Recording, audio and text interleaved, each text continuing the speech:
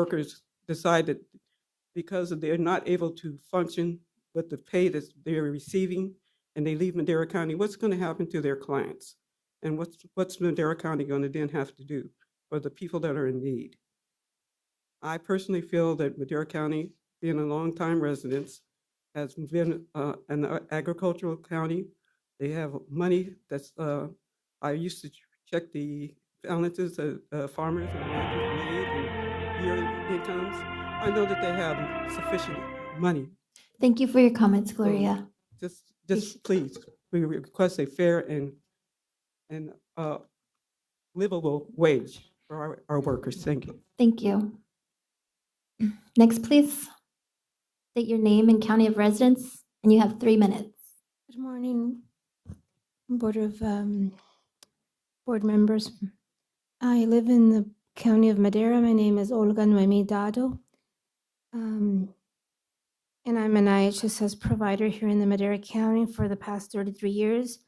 My family and I have called the community home. I am also the primary caregiver for my mom who has Alzheimer's. Caring for every day has been a deep understanding of how challenging it is with this disease and how much support is needed to ensure dignity, safety, and the quality of life of my mother. There have been so many moments with my mom that remind me why this work matters, but the days have become harder. She can get confused about where she is or where is she in the room.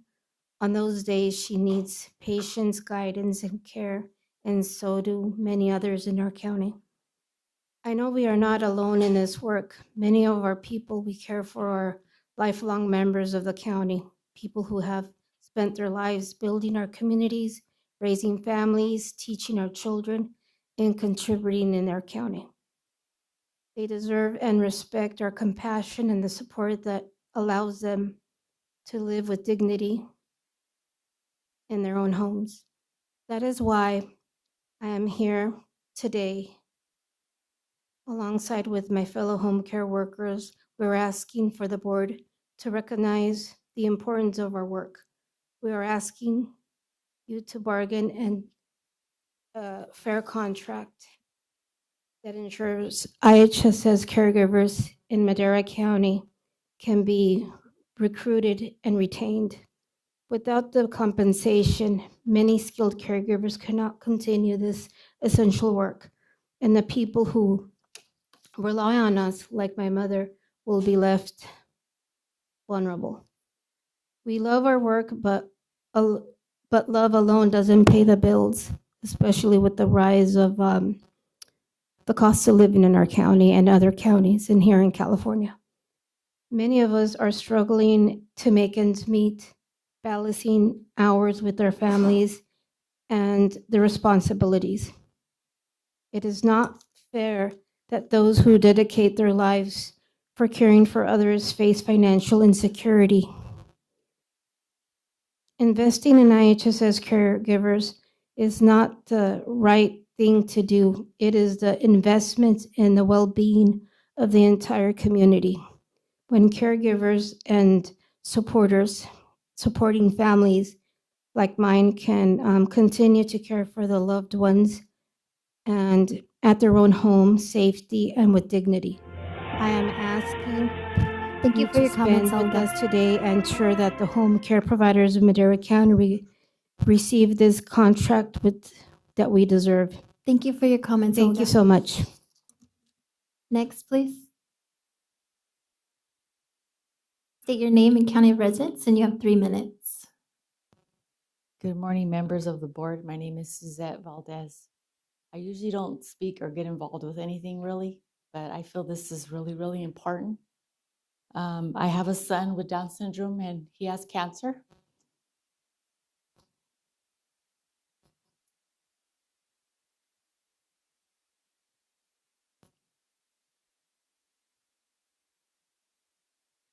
My family and I have lived in Madera County since 1997.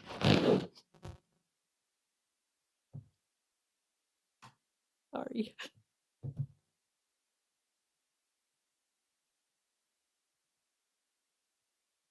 We love this community. We have built our lives here. But the truth is the community doesn't love the caregivers like me back, at least not in the way that I need it. As an in-home support giver, we are performing the same tasks that workers in hospitals, nursing homes, and assisted living facilities perform. Tasks that would be paid 2 to 3 times more in these settings. But because we do the work in our home, often for our own loved ones, it is treated like volunteer work instead of the professional healthcare service that we give and who we are. Every day I handle bathing, feeding, medical, hygiene, mobility assistance, behavioral challenges, and constant supervision. Caregiving is physically demanding. It is emotionally exhausting. It is mentally overwhelming, and yet the wages we receive are not reflect the skill, the sacrifice, and the seriousness of what we do.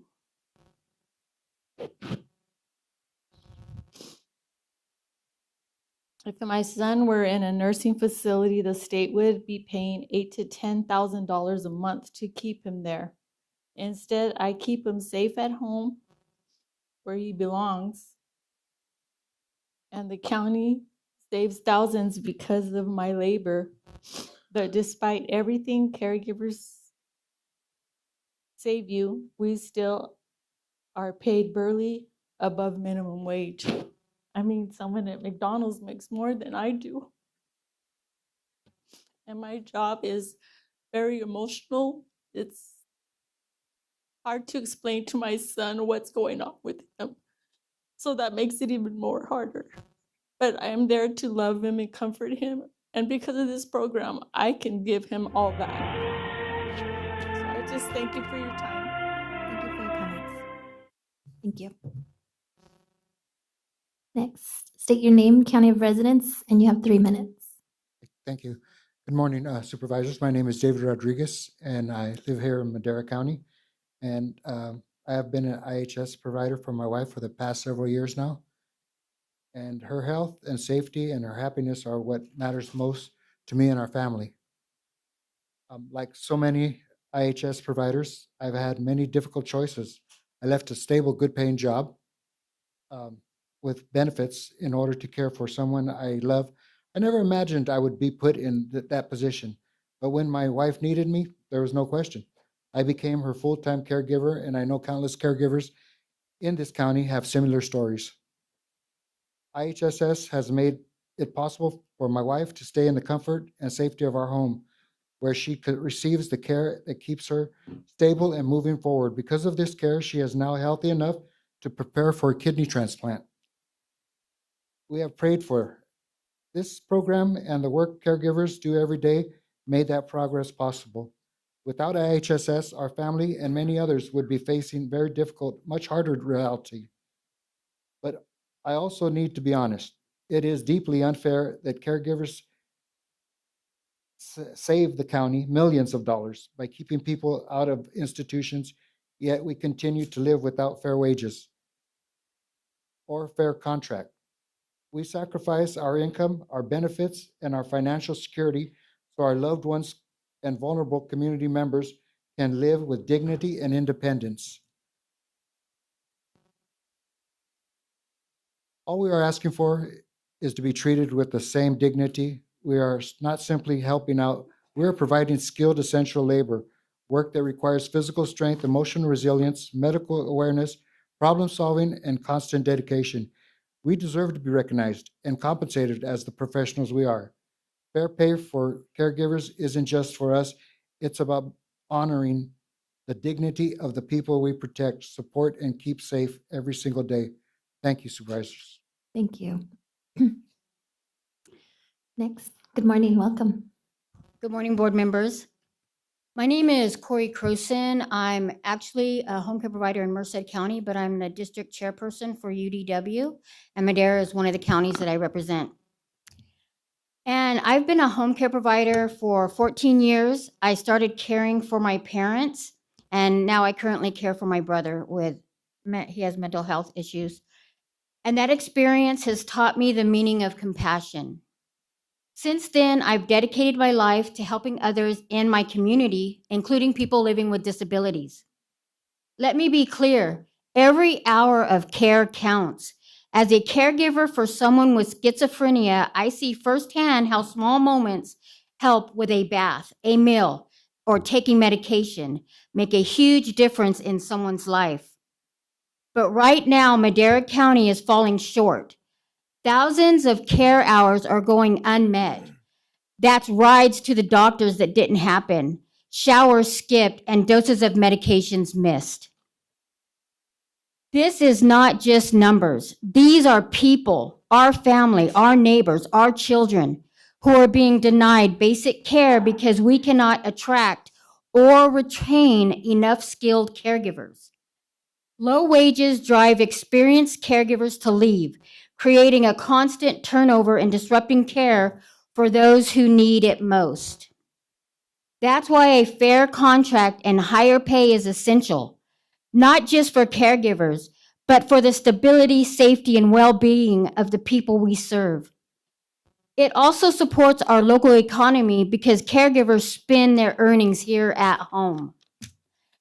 We are among the lowest paid workers in the county, yet we do some of the most critical work imaginable. Without a real wage increase that reflects the rising cost of living, we simply cannot fill these positions. On behalf of all IHSS providers here in Madera County and the seniors and people with disabilities we care for, I urge you to support a contract that allows us to recruit and retain the skilled, compassionate caregivers our community desperately needs. Thank you. Thank you for your comments. Do we have anyone else? Okay, I will close public comment and we will recess into closed session. Thank you very much.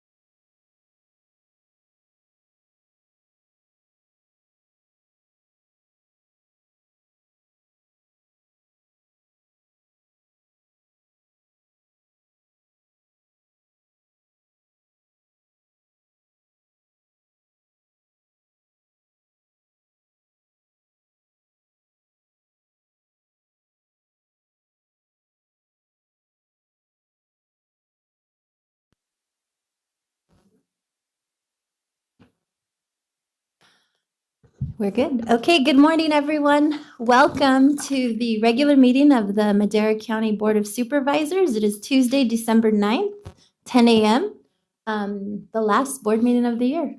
County Council, do we have any reportable actions out of closed session? Madam Chair, there was no action taken. There's no reportable action out of closed session. However, there are still items on your closed session agenda when you desire to recess. Thank you. Thank you very much. And at this time, we will open and close the meeting in memory of, do any of my colleagues wish to recognize someone? Supervisor Rogers. So I had a good friend, Bob Deathridge, who, member of the city of Chowchilla for a number of years, known him for probably 30 years, watched his family grow up and passed away this last week. The community was a little bit in shock over it because he was a relatively young guy like myself. Anyway, it just it's sad to lose somebody like Bob. He was a very friendly man. Everybody knew him, and he served as a corrections officer in the state of California. So we really appreciate his service, love his family, and our prayers go out to them. Thank you. Thank you. At this time, we will ask for Pastor Fred Thurman of New Life Assembly to lead us in the invocation. And I'll ask Mike Motz if you'll lead us in the flag salute after. Good morning. Thank you. If we could stand, bow our heads just for a moment, presence of God. Thank you. Heavenly Father, we come to you this morning and with grateful hearts, Lord, in a season that we're celebrating. We thank you, Lord, that we can celebrate you. We can celebrate the presence of God. We can celebrate each other. And thank you, Lord, today we ask and invoke your presence in this meeting. We ask that you bless our supervisors with wisdom in every decision-making process today. And we ask, Lord, to bless our county and the people of our county. Continue to move in a powerful way. And we thank you for your grace and mercy that's poured out to us. And God, today we give you all the thanks and all the glory in Jesus Christ's name. Pledge allegiance to the flag of the United States of America and to the republic for which it stands, one nation under God, indivisible, with liberty.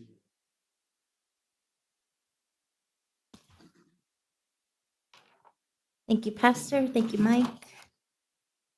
Next item on the agenda is public comment. The first 15 minutes of each regular session are set aside for members of the public to address the board on any matter under the jurisdiction of the board, but not appearing on the agenda. The board will not take action on any items presented under public comment. Speakers are limited to 3 minutes. Anyone addressing the board is asked to print their name clearly on the speaker sheet at the podium and state their name and county of residence for the record. Welcome. My name is Mark Reed. I'm a longtime resident of Eastern Madera County, Oakhurst, California. Good morning, Board of Supervisors. Thank you for the opportunity to comment on the MBS countywide service fee study. In a perfect world, costs and revenues are matched, and a dollar of revenue is received for each dollar paid. In government costs services, revenues are to be fair and equitable. Unfortunately, it's not a perfect world, but the county should do all it can to achieve equilibrium. We find that the study does not do that. There are two sides to the equation, the cost side and the revenue side. Although an iterative process, usually the first place to look when those two are out of balance is the cost side. There must be assurances that the services rendered are necessary, sufficient, and justified. Typically, that is achieved with a performance audit or similar review, which examines effectiveness, economy, and efficiency. Doing so provides assurances for the user is getting the best bang for the buck. The MBS countywide user fee study, in theory, tried to recommend changes to reach that equilibrium point. While the bulk of the study goes through mechanisms to calculate various costs. There is no performance evaluation and no discussion or explanations about cost efficiencies. The claimed objective was to determine whether the county was overcharging fees for services. In reality, it appears that the purpose was to determine how much the revenues were below cost. The study asserts that the county is undercollecting fees by 42%, or roughly $5.6 million, or is the county overspending? The study is narrowly focused on one-sided, and the study is narrowly focused, one-sided study based on the county's core assumption that costs and services are fair, just, and reasonable. With that assumption, of course, one can only conclude that inadequate revenues are the problem and fees must be raised. We asked the county to go back to the drawing board and look carefully at the cost side, not to determine what the costs are, that has been done in a fashion, but rather to consider whether the work is optimal in terms of accomplishments in the most economical way. Consider that department administrative costs range from 15% to 61% total cost. Why? Seems to be a very reasonable question. We believe that the Board of Supervisors needs to step back even further and conduct a deliberate overall management and organizational analysis to determine whether organizational changes can be made and a process rearranged to bring costs into alignment. It's a pretty big leap to jump from the assumption that processes are already optimal and that the costs are reasonable and just and cannot be changed to a decision that a problem is with revenue. Thank you for your comments. Next, please state your name, county of residence, and you have 3 minutes. Dan Metz, Madera County, representing Sierra Citizens for Sensible Government. Our overriding concern is the narrow scope of the NBS fee study. And therefore, we have a concern. We didn't try to determine if the study met all the contractual requirements, but those requirements may be the fly in the ointment and the scope and the content of the contract. The board resolution says that the consultant's August 19, 2024 letter is the core of the contract. Right up front, the consultant says, calibrating fees to recover the cost of providing service will help fund needs. Obviously, those needs are the current costs. The letter even says the focus is cost recovery. The validity of those costs was not addressed or discussed. In the conclusion of the report, the consultant says that the intent is to improve the county's recovery of costs as well as to adjust fees to align with costs. It is profusely clear that the intent was to set fees in relation to costs. This is the underlying flaw with this effort. As said earlier, there are two sides to the equation. It is proper and valid to consider the revenue side of the equation, but not to the exclusion of scrutinizing the cost. Both sides must be equally examined. This study goes to great length to quantify the cost, but makes no assessment of the content. Is the service provided 100% necessary? And is it provided in the optimal manner? Why are departmental administrative costs as low as 15% in one department and yet 61% in another? That's very, very high. An overall management and organizational study is imperative. The report even says that the focus was to realign the fee amount to match the costs of service and to leave the current structure unchanged. It also says that fee categories and names had to be changed to increase the likelihood of full cost recovery. I repeat, raising fees was the target of the study and not examination of costs. Some say that costs were cut to the bone, which is encouraging but not sufficient. We cast no aspersions on anyone, but certainly an outside assessment is necessary. Looking only at bolstering the revenue side of the equation is unquestionably too narrow of a view. A president said it best, trust but verify. Our request is simple. As staff moves forward to adjust fees, there should be a clear, in-depth analysis to justify costs and an examination of the organizational structures for optimal performance. Without that, adjustments are skewed. Thank you. Thank you for your comments. Do we have anyone else with public comment? None online. I'll close public comment and move on to the consent calendar. All items listed on the consent are considered routine and will be enacted by one motion. Do any of my colleagues wish to pull or discuss an item? Supervisor Macaulay. Thank you, Chair. Yeah, I just got one. I want to make a quick comment on item SJ. Doesn't really pertain to our county departments, but I do want to Which item? recognize Which check? 7J. What did I 7J. say? 7J, yeah. Which is an appointment for Ashley Nebecker to the Valley Air Pollution Control District. And I just want to recognize Ashley really quick. She is the director for our Eastern Madera County Fire Safe Council. This board has done a ton of work to support that organization getting up and running. And I just want to make sure that you folks are aware on Thursday, actually, Sierra Nevada Conservancy will be voting on a $1.9 million grant, which hopefully the Fire Safe Council will be awarded. And a lot of that has to do again, with Ashley. So I just wanted to recognize her, all of her hard work in helping keep our community safe. So just a quick comment. Thank you. Thank you.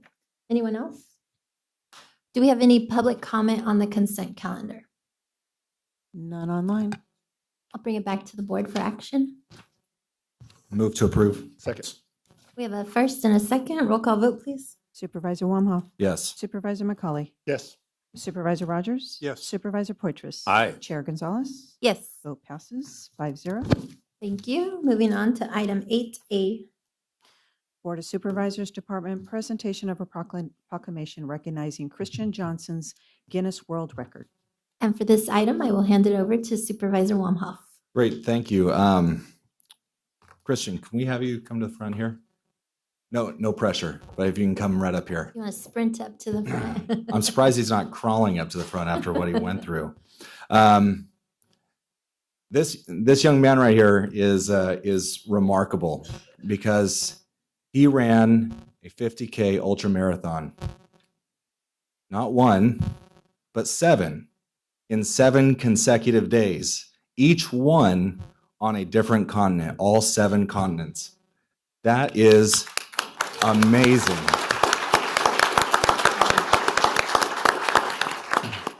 So I wanted you to come here and be recognized. And you've been in Madera County and District 1 resident, super proud to have you. But just the type of individual who sets out to do something just so incredible.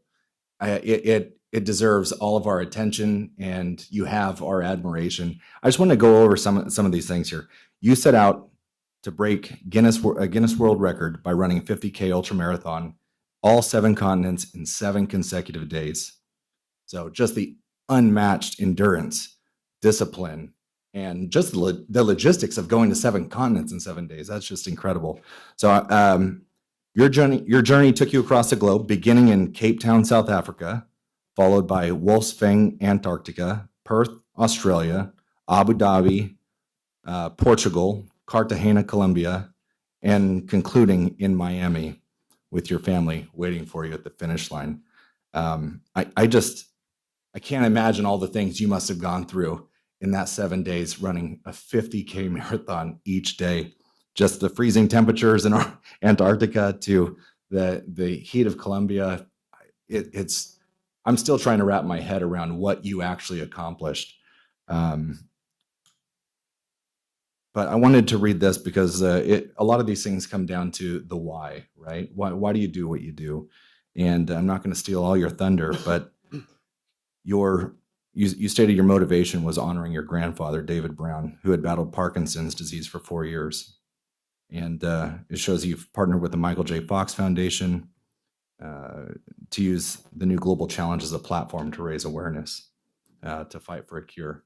And I just wanted to, and the rest of this board, and the audience, we are so proud that you are from Madera County. And we are so proud that, we have just incredible individuals like you who set out to do these impossible tasks, and the recognition that you so deserve for just being able to put yourself out there like that and achieve these things that, I mean, I was looking at people's faces when it said you ran seven of these in 7 consecutive days. So thank you so much. I just want to clap. And before we give us a word, so.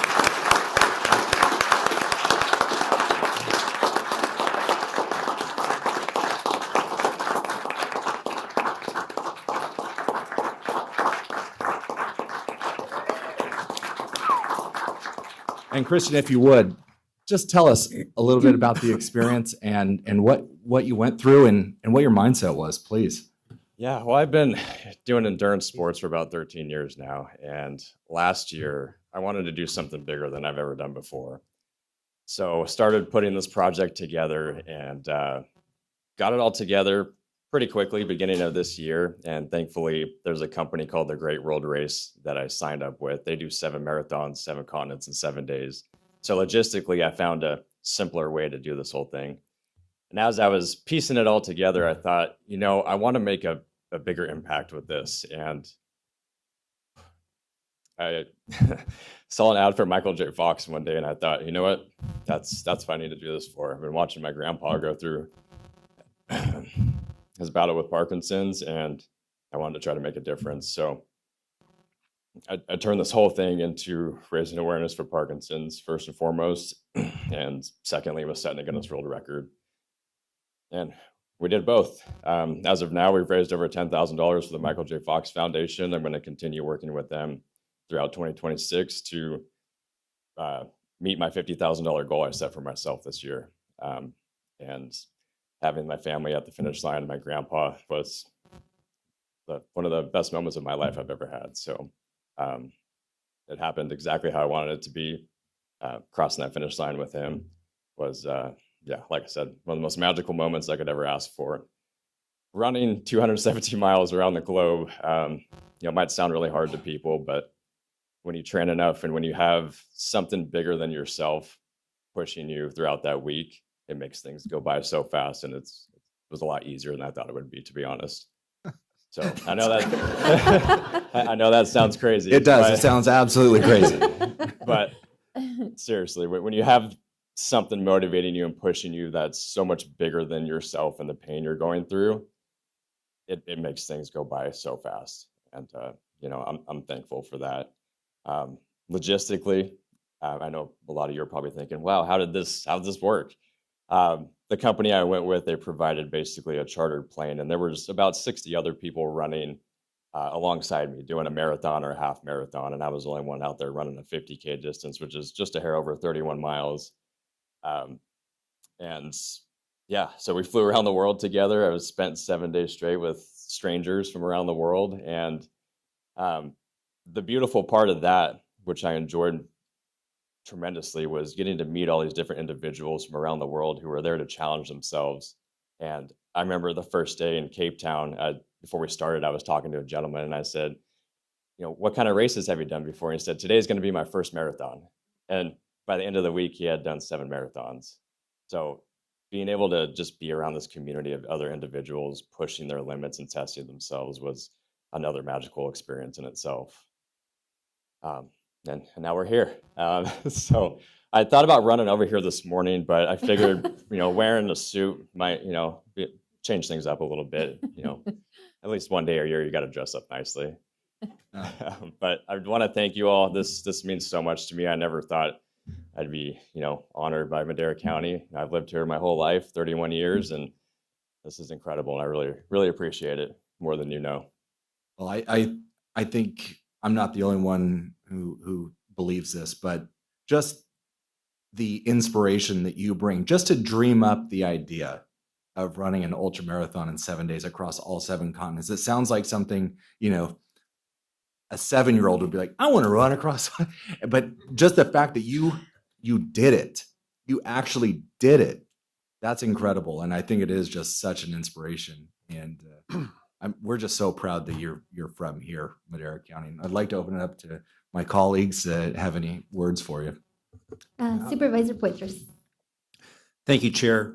First of all, congratulations, Christian. And then I believe you have a significant other out here you'd like to introduce, your Yes, wife? my wife, Kelsey.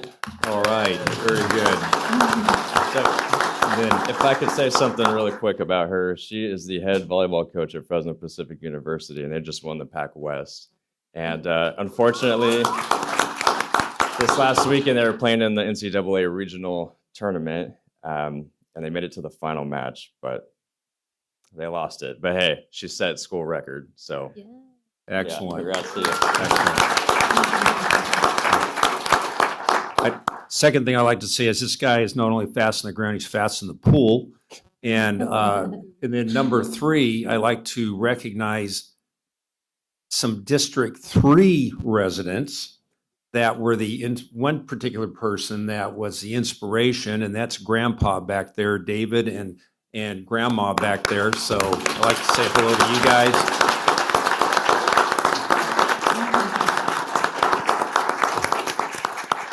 So, Grandpa and Grandma are 72 graduates of Madera High School, so they're upperclassmen. And then I see Mama back there too. So good to see you, and congratulations, and what a great effort. Thank you. Supervisor Rogers. I just want to know what your diet is. I mean, what a great accomplishment. Must be something about Madera County and the Central Valley, because we churn out champions of all kinds. State champions in high school sports over and over again, world champions in robotics and various other golf. We've got world champions in golf, and now a world champion runner. I mean, really amazing. We have a lot of cross country victories as well, statewide champions in cross country. But what a significant accomplishment. And just want to ask you, which was the most difficult leg? I would say Perth, Australia, only because when we were in Antarctica the day before, it was -20. So trying to eat anything and taking your hand out of your glove to grab your nutrition was pretty difficult. Your fingers would freeze up, and it took 20 minutes to warm them back up. So I didn't eat a whole lot that day. So when we got to Perth, the next day it was 95 degrees. So we had a big change in weather, and definitely wasn't fueled enough for that race, but we got through it. I'd be flat on my face. That's fantastic. That's an amazing accomplishment. And any words of wisdom for anyone who might want to just live a healthy life like that? Yeah, just start this one day. That's all it takes is one day. You just throw your shoes on, go outside, start walking, start running. Doesn't matter how fast you are, just compound effect. Keep doing it day by day. Good. Thank you. Excellent. Thank you very much. I'm looking forward to watching the documentary. So Yeah, congratulations. we're working on one, so it'll be out Awesome. soon. Do we have any public comment on this item before we go down for a picture? Seeing none, None online. lead the way.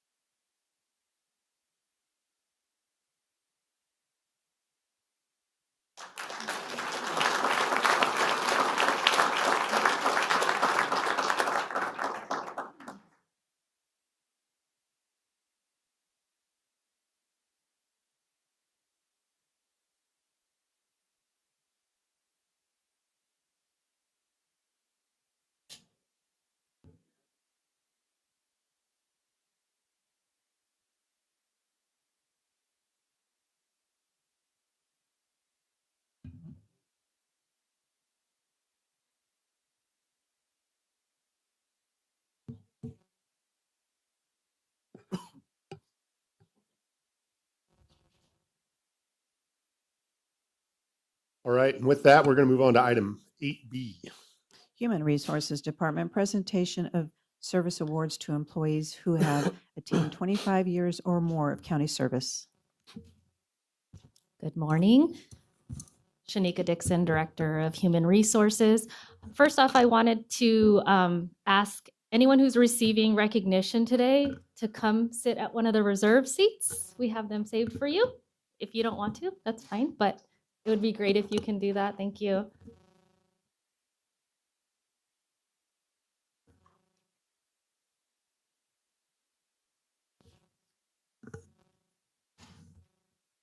I'm glad to be here today to be able to present this item. An essential component in creating a countywide culture of excellence through dedicated public service is recognizing employees' contributions. Each year in the month of December, county employees are recognized for reaching service milestone. In recognition of their commitment and years of dedicated service, county employees who have reached 5, 10, 15, and 20 years of service are recognized and presented with their certificates. We had 153 of these employees totaling over 1,400 years of service. So they are presented with certificates from their department heads and recognized for their service with Madera County. This morning, on behalf of the Board of Supervisors, I have the privilege of recognizing 19 county employees who are celebrating remarkable service milestones of 25, 30, and 35 years of dedicated service with Madera County. If the honorees are present this morning, we ask that when you hear your name announced, please stand and remain standing until all names have been recognized. Department heads can make their way up to the podium to offer brief remarks after names have been read. Following these remarks, if you all can also remain inside chambers so we can get a picture, and then afterwards there'll be some refreshments outside. So first off, I would like to start by recognizing those individuals celebrating 25 years of service. From the Assessor's Office, Brian Glover. Also from the Assessor's Office, Bonnie Hendrickson. From Behavioral Health Services, Brandy Bianchi. Both from Child Support Services, Sarah Honeycutt, Penny Peltzer. From Probation, Kevin Davey and Candelario Salas. From Public Health, Natalie Stein. Public Works, Gabriel Navia. Jeffrey Barker, Rudolfo Lopez, and Valerie Seaborn, all from Sheriff Corner and Sheriff Jail. Carolina Burciaga, Miguel Gonzalez, Diana Lee, Melissa Llorena Garcia from Social Services. So all of these individuals have reached 25 years of service, about 400 years of service total here.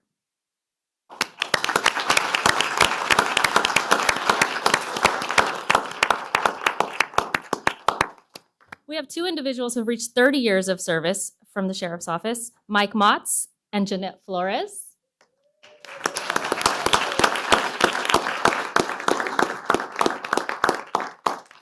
And with 35 years of dedicated service, Evelia Bautista from Child Support Services.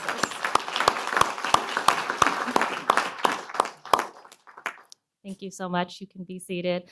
I'm going to go ahead and hand it over to the department heads for some brief remarks. The Department of Human Resources is proud to be able to be a part of honoring these individuals today. Thank you so much for your hard work, commitment to public service with Madera County.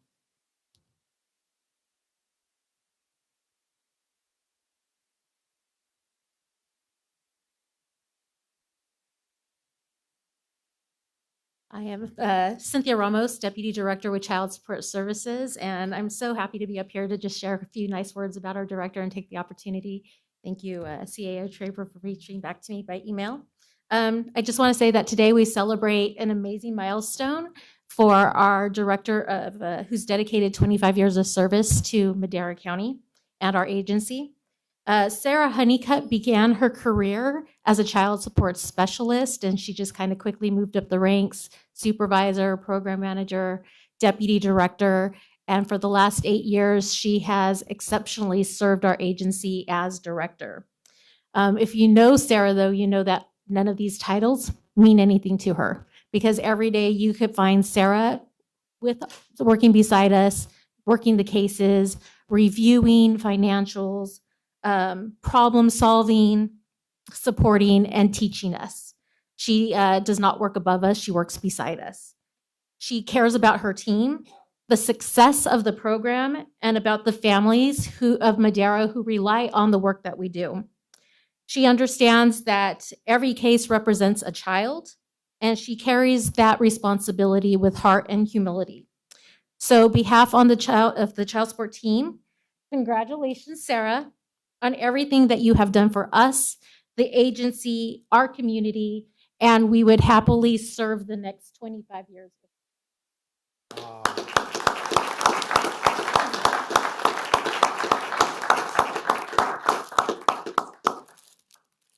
It's a privilege to work for Madera County. I love the department. I love this whole area. So I appreciate all of you for recognizing us, and I love what I do, and I hope to continue to do it at least one more year.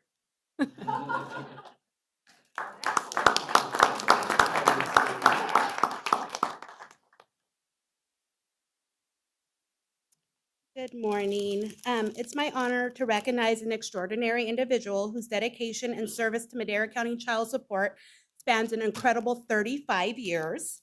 Today, we proudly celebrate Miss Eva Batista, a loyal employee, a trusted colleague, and a truly remarkable member of our department. Eva's contributions over the past 35 years has left a lasting impact not only on our office, but also on our community. We serve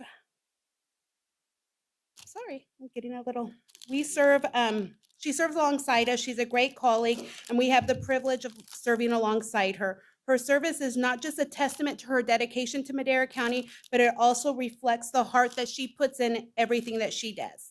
On behalf of Madera County Child Support, we extend our deepest gratitude and appreciation to Ms. Eva Batista for her extraordinary commitment and her professionalism and her many years of service to the families of Madera County. Thank you, Eva, for all that you do.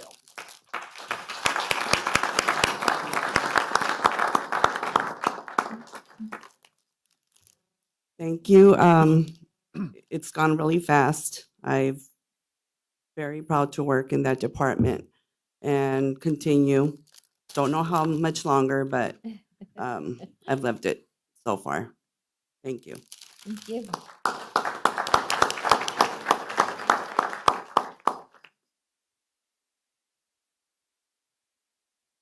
Good morning, board members, ladies and gentlemen.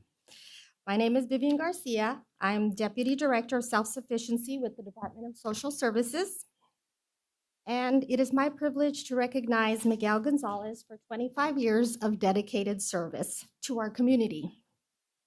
Miguel began his career with DSS as a social worker, later serving as a supervisor, analyst, and now for the last 10 years as a program manager. Throughout his career, Miguel has embodied the mission of social services, ensuring families and individuals have access to resources that build stability and hope. His compassion extends beyond his role, as shown when he personally assisted a community member that was in crisis to secure safe housing after hours. It's not normal of a program manager, but when he did it, I was very proud of him. Sets a good example for our staff to go above and beyond in the world that we live in every day. By modeling professionalism, integrity, and kindness, he has strengthened our department and the community we serve. Yeah, where are you at? I'd like to present this to Miguel. We are deeply grateful for his dedication and proudly celebrate this milestone with heartfelt appreciation.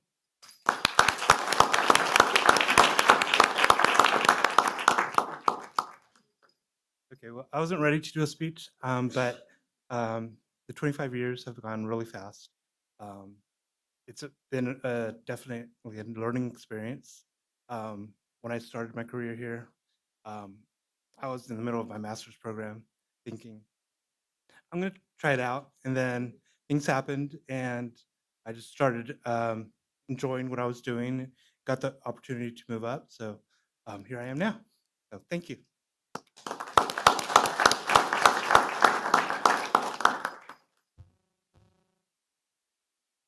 Good morning. Paul Waite from Adult Services with DSS. It is my honor to recognize Melissa Urena Garcia for her 25 years of dedication to Madera County Department of Social Services. Melissa began her career working within the Employment Training Services, later on as a social worker for child welfare, in-home support services, and quality assurance within IHSS. Just 2 years ago, she was promoted to social worker supervisor. Throughout her career, Melissa has made a meaningful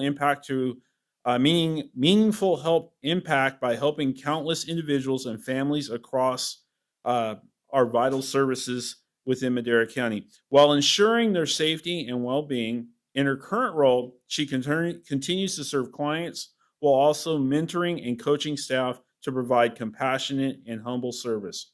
Melissa, on behalf of the Department of Social Services, we are deeply grateful for your unwavering commitment to servicing our community. Thank you, Melissa.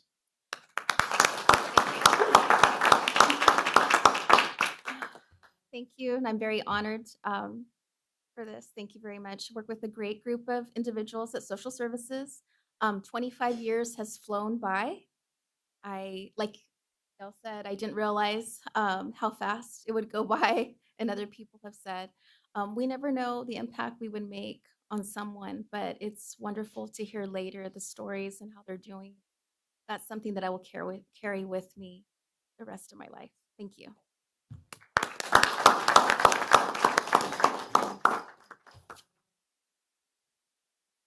Hi, good morning, everyone. Michelle Hernandez, Program Manager for Welfare to Work at Department of Social Services. It's my honor to present Caroline Burciaga for her 25 years of service. Hi. So Caroline, words cannot express the depth of your dedication or the kindness you bring to everything you do. You have been a valued member of the Department of Social Services for 25 years, dedicating your career to helping families achieve stability and self-sufficiency. Your compassion and professionalism are evident in every interaction, and your genuine care for the people you serve has made a lasting impact on our community. Clients often share how Caroline's encouragement and steady guidance helped them believe in themselves and take meaningful steps toward a better future. During her time with Social Services, Caroline has built invaluable partnerships with community agencies that have made positive impacts in our community by supporting the families we serve. Thank you for your 25 years of service. Not only have you made a positive contribution to your community, but also to the people who have had the pleasure of working alongside you.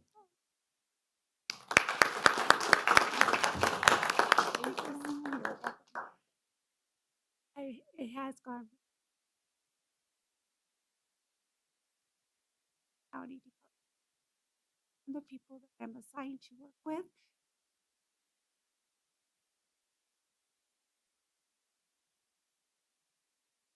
Thank you very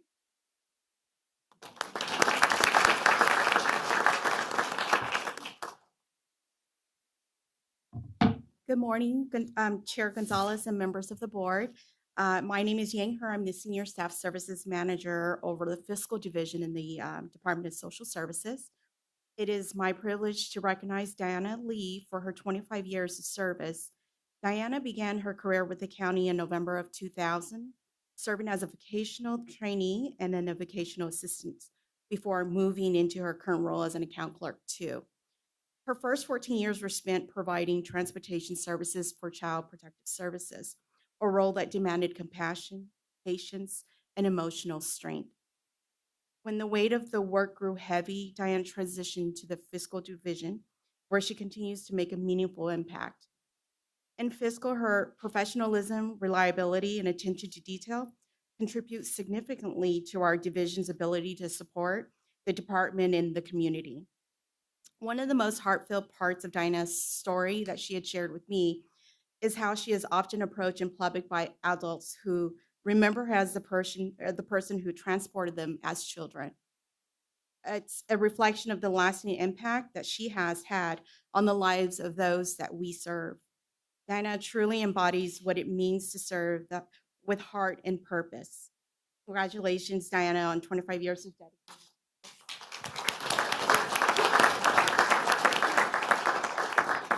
Thank you. I wasn't expect to make a speech today. I've enjoyed my 25 year here with my coworkers. I'm very nervous. And I don't know how much longer I'm going to work here, but thank you for the opportunity. Thank you.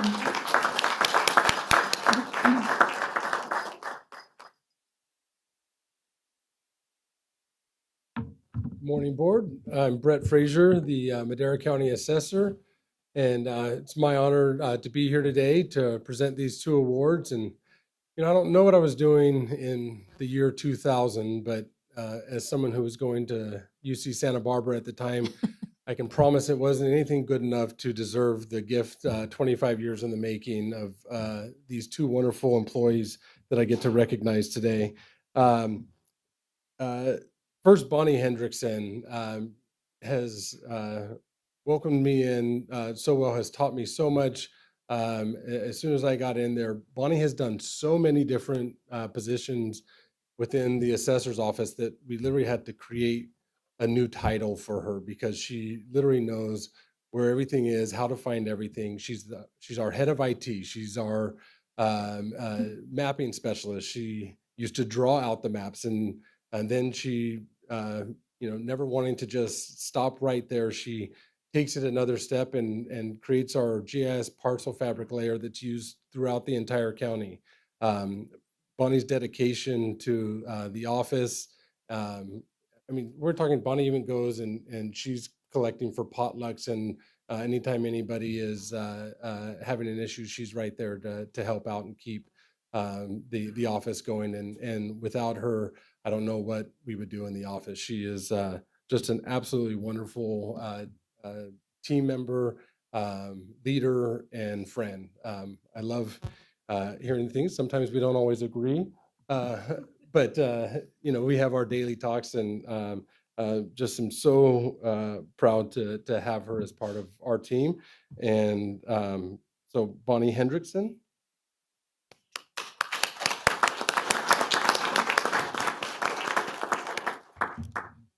Thank you all. It was nice to hear Brett admit he's wrong sometimes when we don't agree. But it's been a joy working here. I really found a passion when we started in GIS, which was soon after I started. I have the honor of being the last hand drafts person from the office.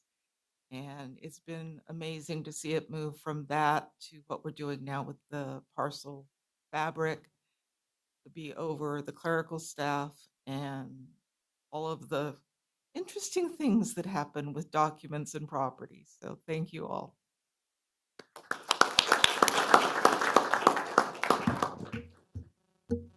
So the next person, as many of you know, when you need some information or something to dive into and figure out, you generally go to Brian Glover. And Bonnie has served alongside 4 different assessors, and Brian has served alongside 3. And you may ask yourself, well, how is that possible? Did he have some service in somewhere else? Well, no, when we needed him from the board, after Gary Savanda had retired, Brian stepped up and was the acting assessor for a year. And, that was right during COVID when everyone was buying boats. So if you did get a boat bill that year, it's not because Brian didn't like boat owners. The market had just come up, and he is just fair and accurate in all of his assessments. Brian, if you've been in meetings with him and there's a taxpayer that's upset, or someone that just can't calm down, you bring in Brian, and he is just the calmer to everything. He keeps everything right here, and by the end they're thanking him, even when they're so upset. And I cannot thank Brian enough for all that he does for me. Again, not just professionally, but Brian and I may share that we have maybe some issues with sons. And I think that our daily therapy sessions on how to deal with a teenage son has been very helpful, I know, for me, and I hope for him as well. But I just want to say about both of these individuals that their dedication to Madera County and their dedication to serve Madera County residents and taxpayers specifically. People don't like paying taxes, but I know that with Brian as our chief appraiser. You know, he is applying the law fairly and is always looking to make sure that no one's paying any more than they possibly can. And I think that we should all be proud as Madera County residents to know that we're paying no more than what we need to. And so thank you, Brian, for everything that you do for me and the whole county.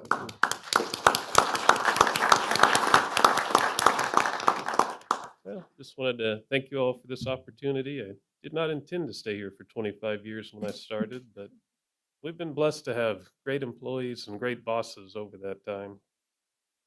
And it's a fun job. I learn something new every day. I got to go tour some facilities yesterday for new industries in Madera. Just made it's made it been really easy. For not everybody out there can say that I've done the job that they wanted me to do, but we do try within the law, and I have tried to make a point of being as fair as we possibly can to everybody. Thank you.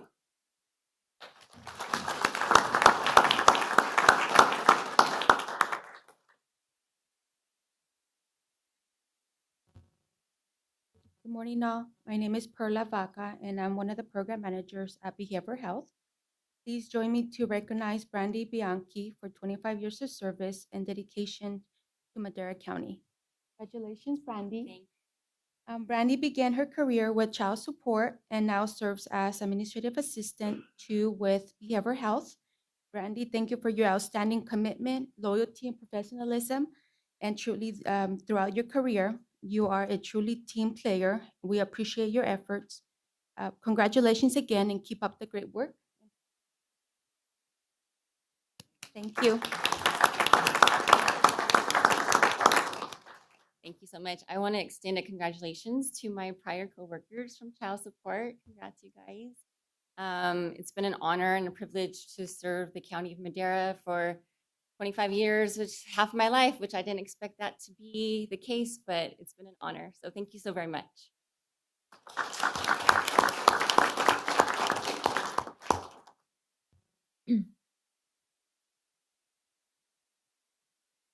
Good morning, Madam Chair, Board of Supervisors. I want to thank you for having us here today and honoring our team members. I would also like to congratulate the recipients. Many of you I know personally. I congratulate you all. What a great honor to be here. My name is Sandra Mendez. I'm the Deputy Chief and Commander of our Youth Correctional Center, formerly known as our Juvenile Hall Facility. I'm here to speak to you regarding Lieutenant Davey and everything he has done for us in our department. He manages our day-to-day operations of our Youth Correctional Center and guides our team, ensures the safety and security of our youth, all while regulating our compliance with our state and federal standards. He has worked tirelessly for years in the development of policy and procedures with a keen and expert understanding of all the Title 15 regulations and covering all our liabilities. Myself, I worked in an adult correctional facility, and I'll tell you this, working, let alone running a juvenile facility, cannot compare to any other position in our probation department, where there is more liability and scrutiny overseeing the 24-hour operations for our youth and young adults up to the age of 25. However, Lieutenant Davey manages this responsibility with courage and passion. He continuously thinks out of the box because of his leadership, tenacity, and fervor. We are the first in our region to release our secured youth treatment facility youth on day work furlough passes for internships, which eventually led to full-time jobs. This is an amazing transition that we have been a part of, and this could not have been done without his leadership. In addition, his guidance and support of an undocumented youth recently, we led him to legally obtain his passport, driver's license, full-time employment, all with the proper work permits. And now this youth is earning prevailing wages at $40 an hour. I can continuously be here in your presence and talk about all of these success stories. It's just, I could go on, but again, none of this could have been done without his leadership and his support. He's also strengthened our Correctional Academy cadets, who we often use throughout the county. Our program is where it's at right now because of him and our team there at the facility. He also has redeveloped our Secured Youth Treatment Facility program and taken it to the next level. He excels in his assignment, and because of his knowledge, expertise, we also passed recently a Board of State of Community Corrections 2-year comprehensive inspection with extremely high marks. And I can tell you this is a remarkable and rare in our region and throughout the state. So we do not shy away from any of that because we handle our business there in our facility. Throughout the years, Lieutenant Davey has worked through numerous challenges, staffing shortages, and multiple administrators, and did so without complaint. He serves as a mentor to others and always willing to train and support the needs of our team. I can tell you personally, he will always tell you, I cannot do my job without the support of administration and his team. I tell you today, Lieutenant Davey, our facility wouldn't be where we are today without your leadership and support. This has been a true team effort, and it all started with your father, Madera County Juvenile Detention Sergeant Gary Davey, who paved the way for you and would be extremely proud of you today. So we thank you. Congratulations.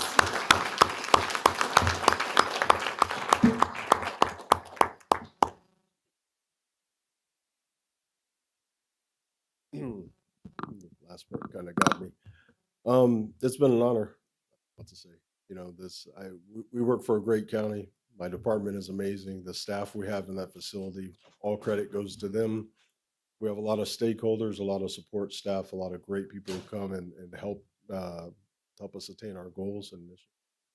Like she said, you know, to be in this position behind my father, you know, and to attain and to meet this milestone in my career is amazing. It's been a great opportunity, but again, you know, it's tireless. A lot of times it's unseen what goes on in the juvenile facilities. So I have to give credit to the staff that are there tirelessly working holidays, weekends, 24/7. It's an honor to manage incredible people with the probation department. We couldn't do it without the total support from the board, from our administration, from our staff, from the stakeholders. It's been a great journey. Thank you.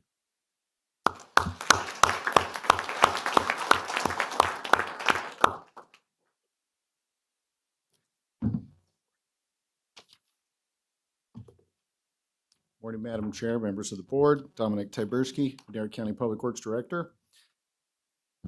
Today, Madera County proudly recognizes Gabriel Navia for an incredible 25 years of service, a full quarter century, also known as the silver anniversary, which is usually celebrated with jewelry, but instead we have something better, our certificate.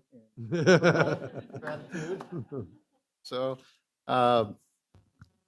Gabriel began as extra help in 1998, became permanent staff in 2000 as an unlicensed utility worker, and through 25 years of dedication, late night callouts, weekend emergencies, holiday disasters, and weather that should quite frankly be illegal, he has risen to become the water wastewater utilities supervisor for the Valley Shop.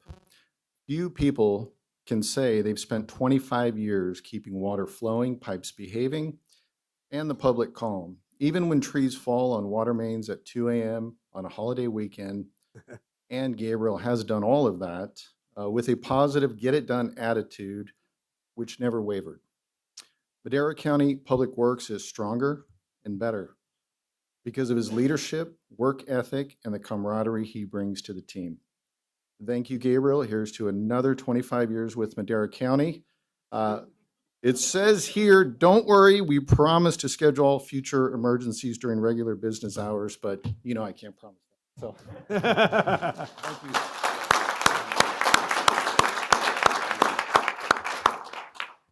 you. Thank you very much. They told me to say a good joke, so man, I didn't realize since '98 I had to eat so many donuts.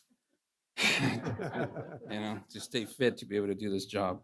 But I appreciate everybody. We appreciate our districts that we take care of. So many homeowners that we encounter, that we meet, that are so kind to us, that bring us hot meals when we're working late at night, or they bring us a cold drink when it's hot. And I really appreciate all of my districts that we take care of to provide all their drinking water. And thank you again, Madera County.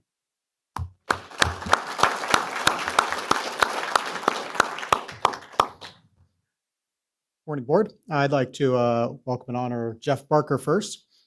Jeff, come on up. So Deputy Jeff Barker started pursuing his lifelong interest in law enforcement by enrolling in the Fresno Peace Officer Academy in 1993. He successfully graduated and then began his career with the Madera Sheriff's Office. He started as a reserve deputy in 1994. During that tenure, he served multiple capacities, including working special events, working boat patrol, and working bailiff.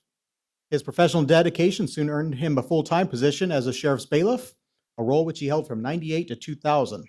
In 2000, he transitioned to the position of deputy sheriff, where he was assigned to the Madera Superior Court, where he served with distinction for 25 years.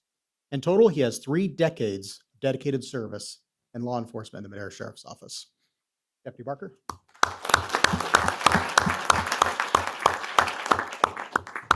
It's just been a privilege to work for the Madera County Sheriff's Department. It's gone by really. Thank you, I appreciate it.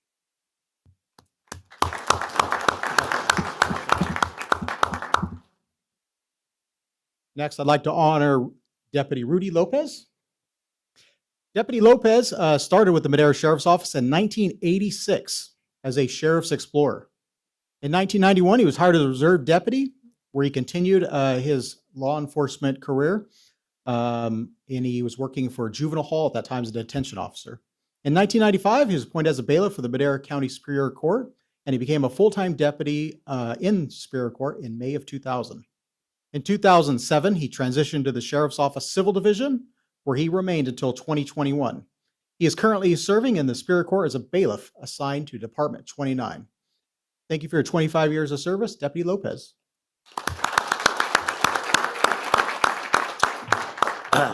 What a great county. I never left. That's how much I love this county.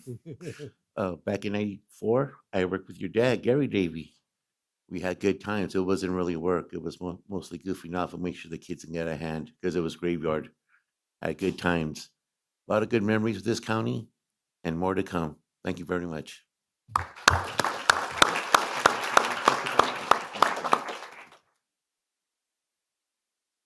Next, I'd like to welcome Lieutenant Valerie Seaborn for 25 years of service.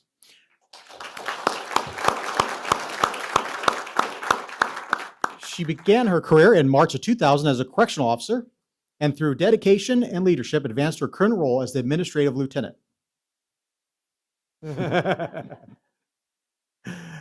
Throughout her career, she served as key assignments, including correctional training officer, transportation officer, community service officer, classifications corporal, shift sergeant, and administrative sergeant. She's led the CERT team for 5 years, responding to emergencies within the jail. She serves as an instructor for diversionary devices, cell extractions, and a range master. She currently oversees the peer support team, a role which she is exceptionally passionate about. She provides care and guidance to her colleagues in that realm. She is known for her mentorship, her professionalism, and her commitment to the Sheriff's Office mission. Outside of work, she takes great pride in her family. Her twins have followed her example of service. Her son serves as a correctional officer with the Sheriff's Office, and her daughter as a legal secretary with the District Attorney's Office. She cherishes her husband and finds immense joy in her 4 grandchildren, who are a constant source of pride and happiness. Lieutenant Seaborn, thank you for your 25 years of service.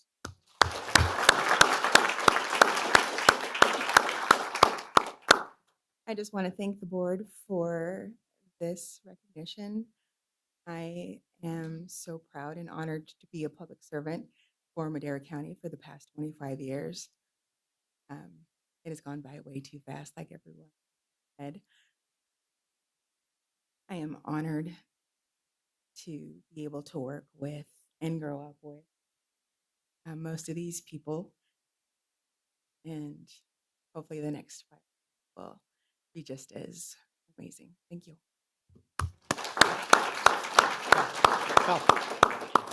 Val.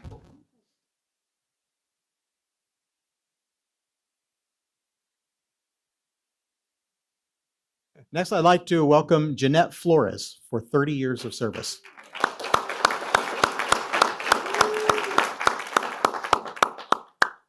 Jeanette is a senior administrative analyst with 3 decades of experience in enhancing department operations. She began her career in June 1995 as a receptionist and progressed through the various administrative roles, driven by her hard work and adaptability and her commitment to excellence. In her current position, she manages the hiring process for our agency, guiding recruitment efforts and building strong and effective workforces. Her extensive institutional knowledge and calm, supportive leadership has made her a trusted and valued member of our organization. Outside of work, she has been happily married to her husband, Ray, for 28 years. They are proud parents of 2 beautiful daughters, Leticia and Victoria, and they cherish their newest role as grandparents to their granddaughter, Liliana. Jeanette, thank you for your 30 years of dedicated service.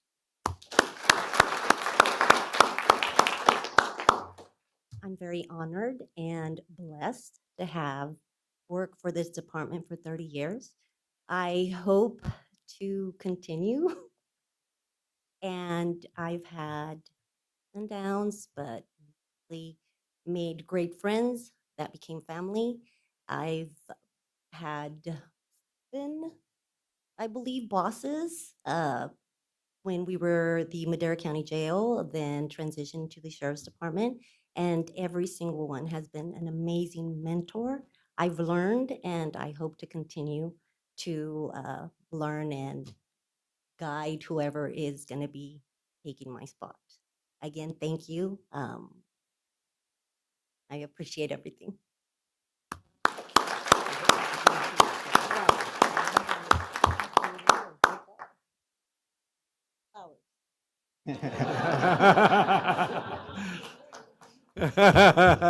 Anyway, I'd like to welcome Michael Motz for 30 years of service.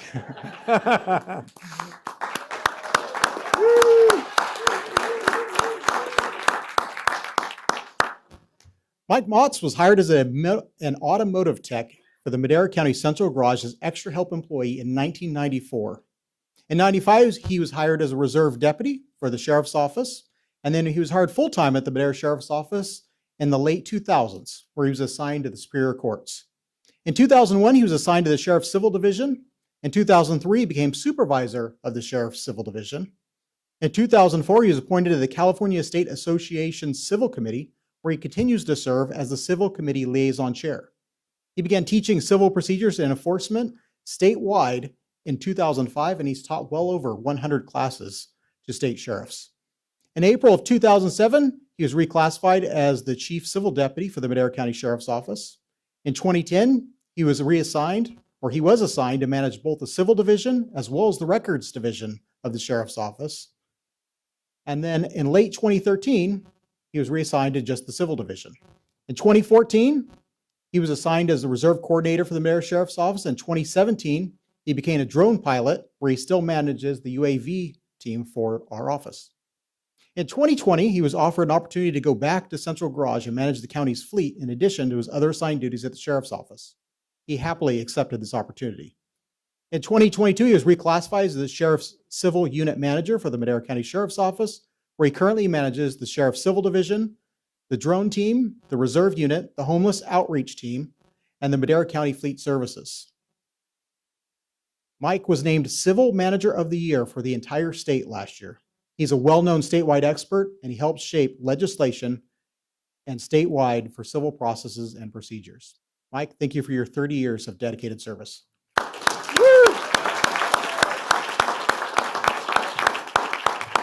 Well, those of you that know me know that I have a fear of public speaking. So I'm just kidding. I don't. So I want to start off thanking my family. Everybody, my family, stand up, please.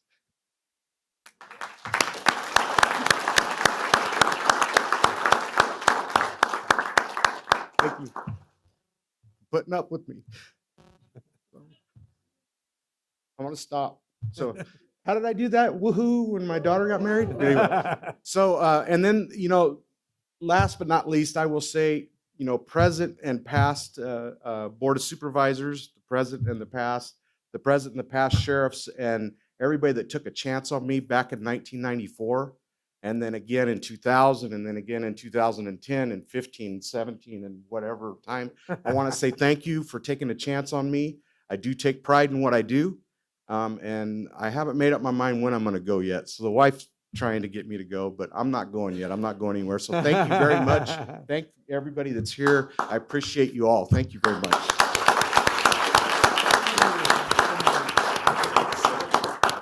Oh, where's my flowers?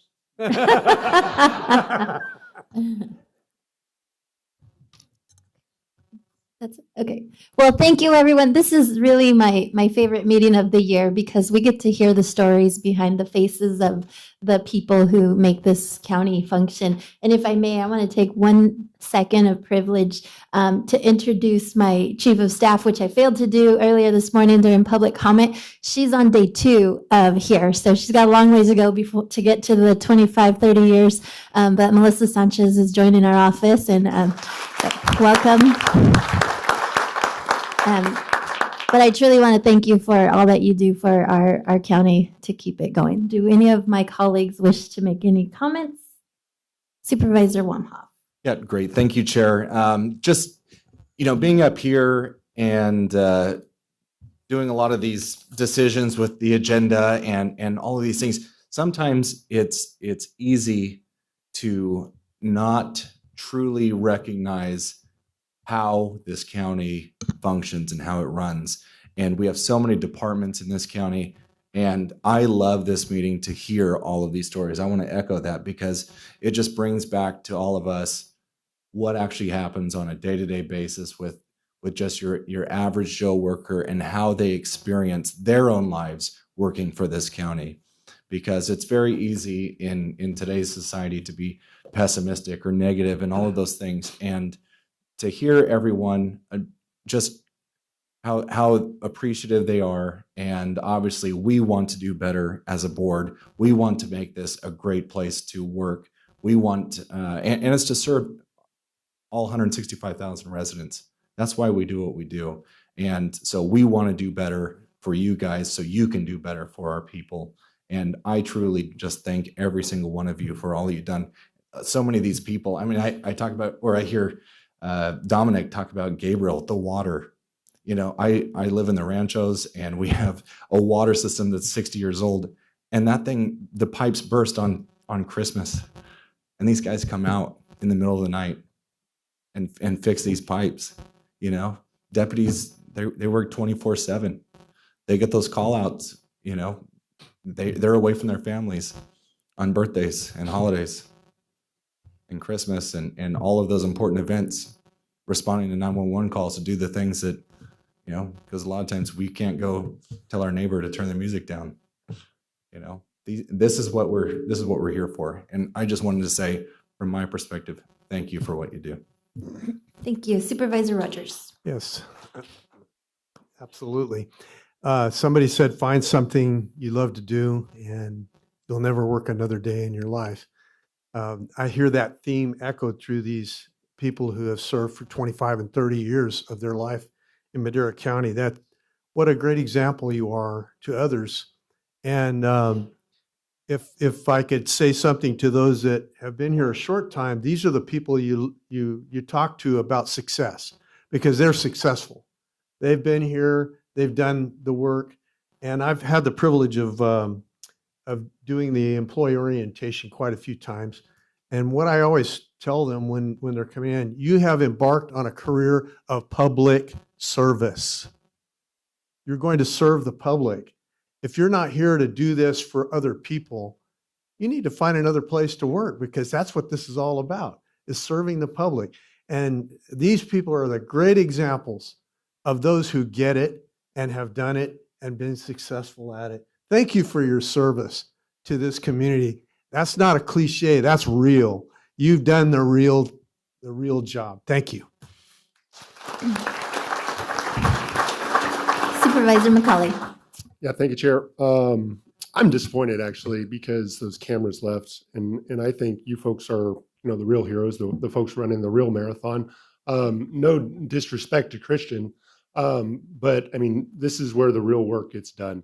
So I'm really proud to be, here at Madera County, and really it's because of all of you, from the assessor's office to the Women and Infant Children program, and everybody in between. You folks are the people that make Madera County work. So very proud to be here, and it's because of all of you. So thank you.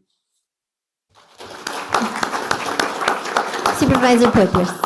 I'd just like to thank everybody for putting up with a bunch of average Joe supervisors. I think I heard that term a few moments ago, but that's who we are. Thank you so much, and we appreciate it. So God bless and have a great Christmas. Merry Christmas. Anything? Any closing comments? No, just Okay. picture. So what I'd like to do is invite all the recipients to stand here in the front. The board will stand back here. We'll get a photo, and then we're going to take a brief 5-minute break because we still have a lot of items on this agenda. So.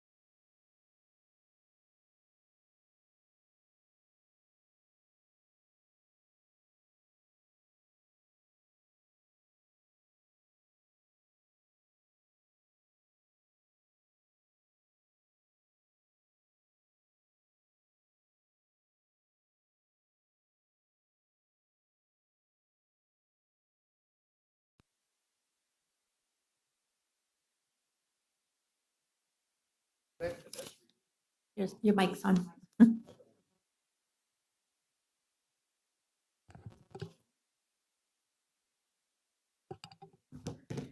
Get to my.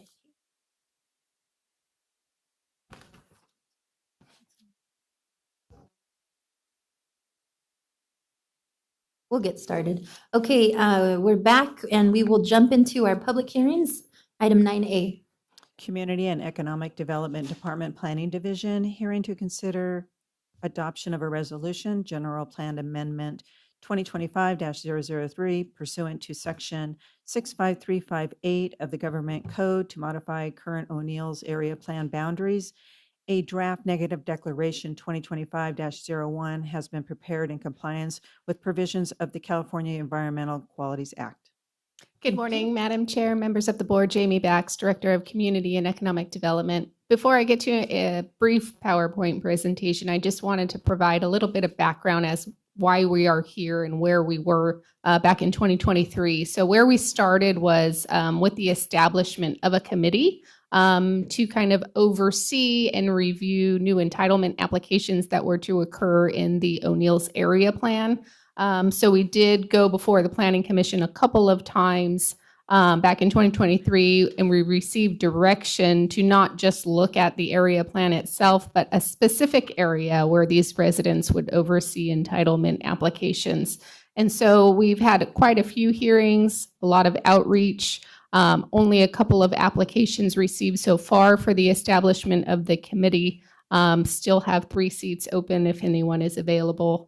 So please contact me if you need that information. I'd be happy to provide that to you. But with that, I'm going to go through a brief presentation as to what this general plan amendment is. It's basically to move the southern boundary north and further east to be consistent with the State Route 41, 145 corridor. So again, it does cover quite a large area. As you can see here on this particular map, covers the Bonadeli Ranchos, Bonadeli Ranchos number 9, which is along the 41 corridor, and that large swath of land. So I'll go through the map here. As you can see, the current O'Neill's boundary is quite large, and that valley portion is basically the area we're proposing to be removed.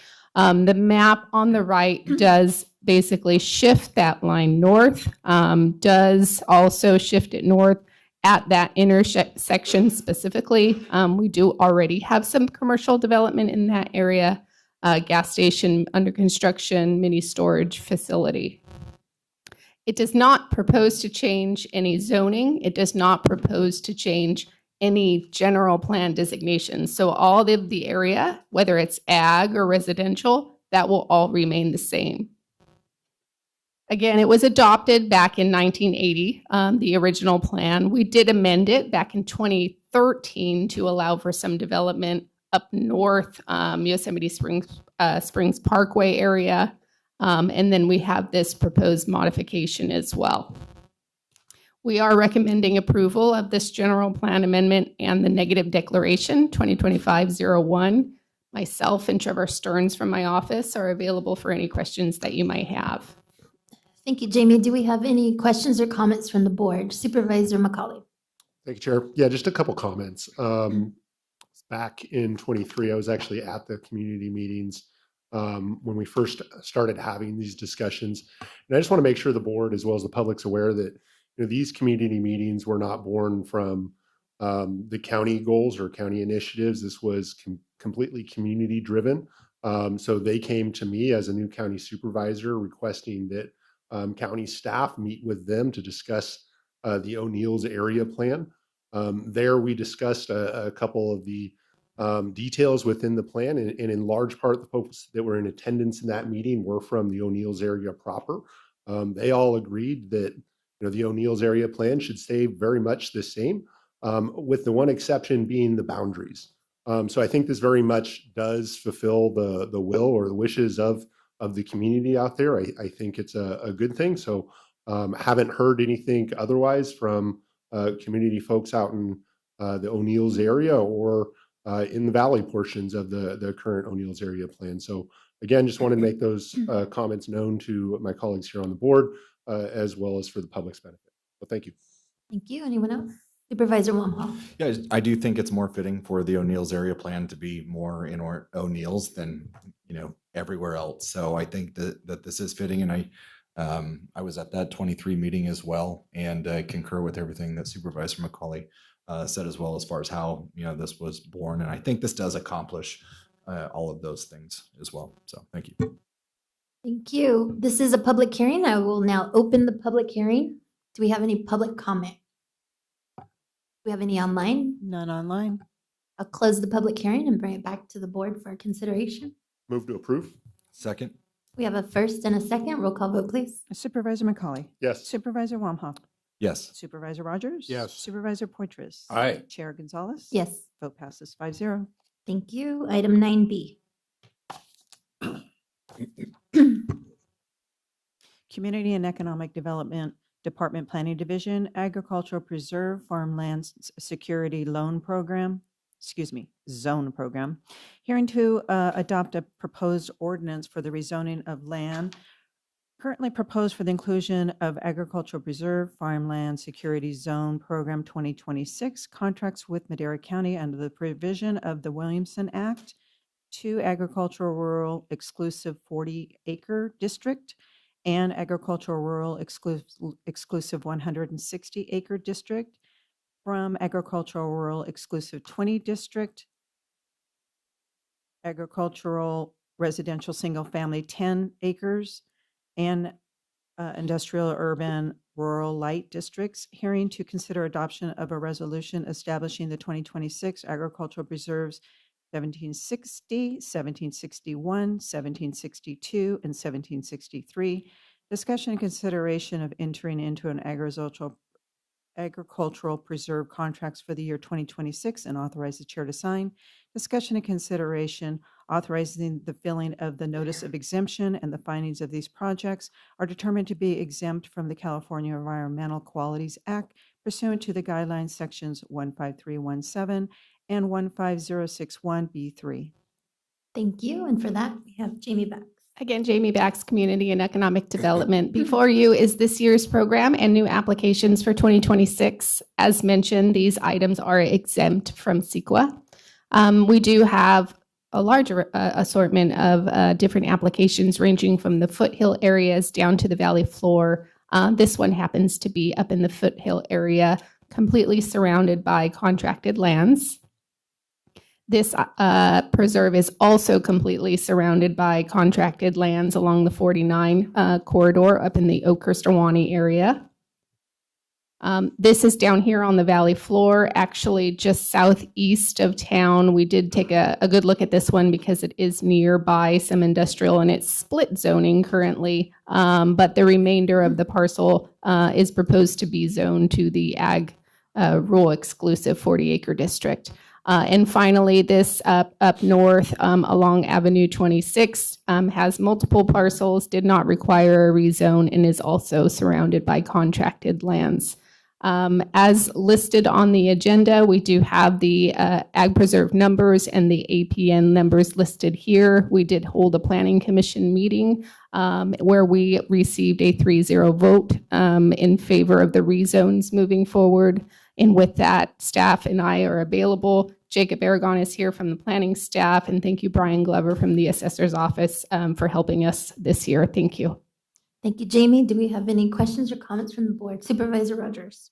Yes, Jamie, it's been a long time since I've discussed the formula that is involved in that. I know it's complex. Can you give us just a tiny brief overview of that without going into a huge explanation? The formula that the tax formula, and what the state doesn't do anything anymore with Williamson's. So You're correct there, Supervisor. The state no longer gives us subvention funds basically to backfill that amount. And that's why Brian Glover is here. He and I spoke before this meeting to be able to provide those numbers to us briefly. So it's been like 14 years. So I thought it would be good to just, so everybody knows what's going on with that. Refresh. Yeah, refresher. Hi, Brian Glover with the assessor's office. So the way the calculation works, it assumes a lease, even if one's not in place. It's an income approach to value that the state came up with in the 60s. So we assume a land lease to value the land, and then permanent plantings are valued based on a share rent to the property owned, based on a 3-year weighted average of price, prior year's typical production. So for land, it almost always a pretty good discount off of the Prop 13 value, depending on price and production on the permanent plantings. Some years it's. Fortunately, in the years that it's not, usually the farmers have had a pretty good year. But it's an alternative to Prop 13, and then they always get the lower of whatever value's calculated. So should the Williams Act for some reason be higher than Prop 13, they won't pay extra. They're capped at Prop 13. Very good. That's exactly what I remember. Yep. It was never an easy concept. Do you know the approximate loss to the county overall on all Williamson Act properties? Or just a single? I don't have that number off the top of my head. This group going in, were they in the Williams Act this year, would represent about a $22,000 decrease in property tax. I will get the number for you for the totals. I don't remember that off the top of my head. Do you remember the acreage that we have in? We have a little over 4,200 parcels. Excellent. That's sufficient. That's a lot of. Close to 4,300 now. Wow. That's a lot of tax value. Yeah. And a number of those are also in the farmland security zone. Right. An additional program. I still believe in the Williamson Act. It's an important program to preserve and conserve agricultural land and farming operations. They get hit enough with outside remunerations that the money really it's offset by what they produce for us. So thank you. Thank you. Anyone else? At this time, I will open the public hearing. Do we have any public comment on this item? We have any online? None online. I'll close the public hearing and bring it back. Move to approve. Second. We have a first and a second. Roll call vote, please. Supervisor Rogers? Yes. Supervisor McCauley? Yes. Supervisor Wamhaugh? Yes. Supervisor Poitras? Aye. Chair Gonzalez? Yes. Vote passes 5-0. Thank you. Thank you. Thank you, Jamie. We will jump into our GSA hearings. Item 10A. Board of Directors, Groundwater Sustainability Agency, Water and Natural Resources Department, discussion and consideration to adopt a resolution establishing rules and eligibility criteria for implementing the Domestic Well Mitigation Program and the Madera County Groundwater Sustainability Agency. Welcome, Stephanie. Thank you, Madam Chair. Board of Directors for the GSA, Stephanie Agneson, Director of Water and Natural Resources, and serving as your GSA manager in this case. We're here to look at domestic well mitigation rules and incorporate your feedback from last time.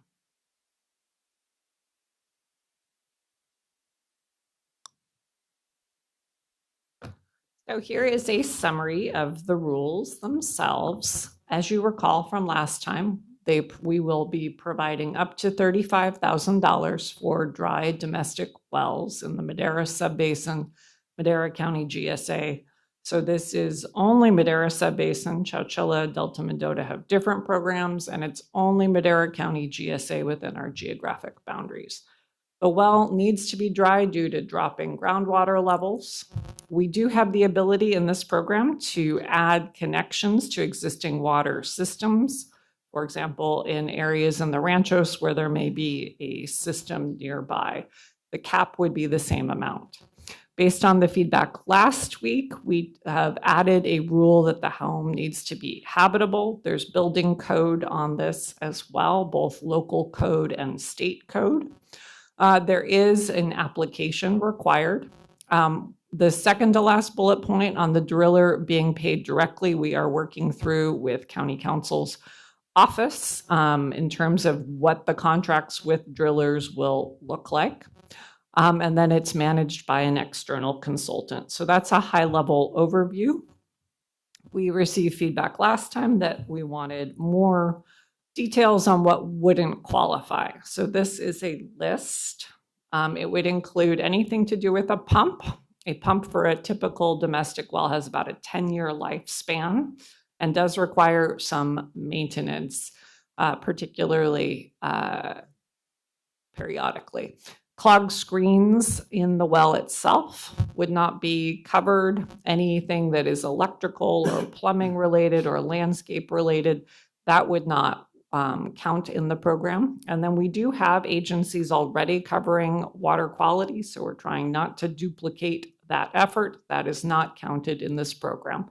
And then there is a timeline. So the current program in front of you only covers wells that go dry from January 1st forward, and then those that are on an interim list from self-help.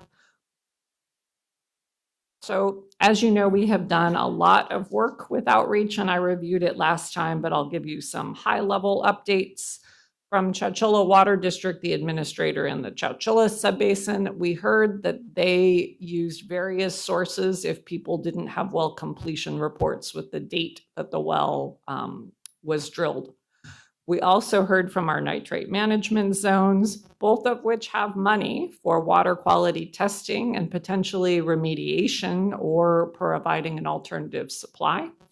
We had a conversation with self-help on how they used liens, but also their outreach strategies. They suggested more of a media buy with the focus on social media, which can target zip codes and neighborhoods and people with wells. We also spoke with the Madera Ag Water Association. They suggested a cutoff date, meaning we weren't funding wells that went dry on self-help's interim list before 2020.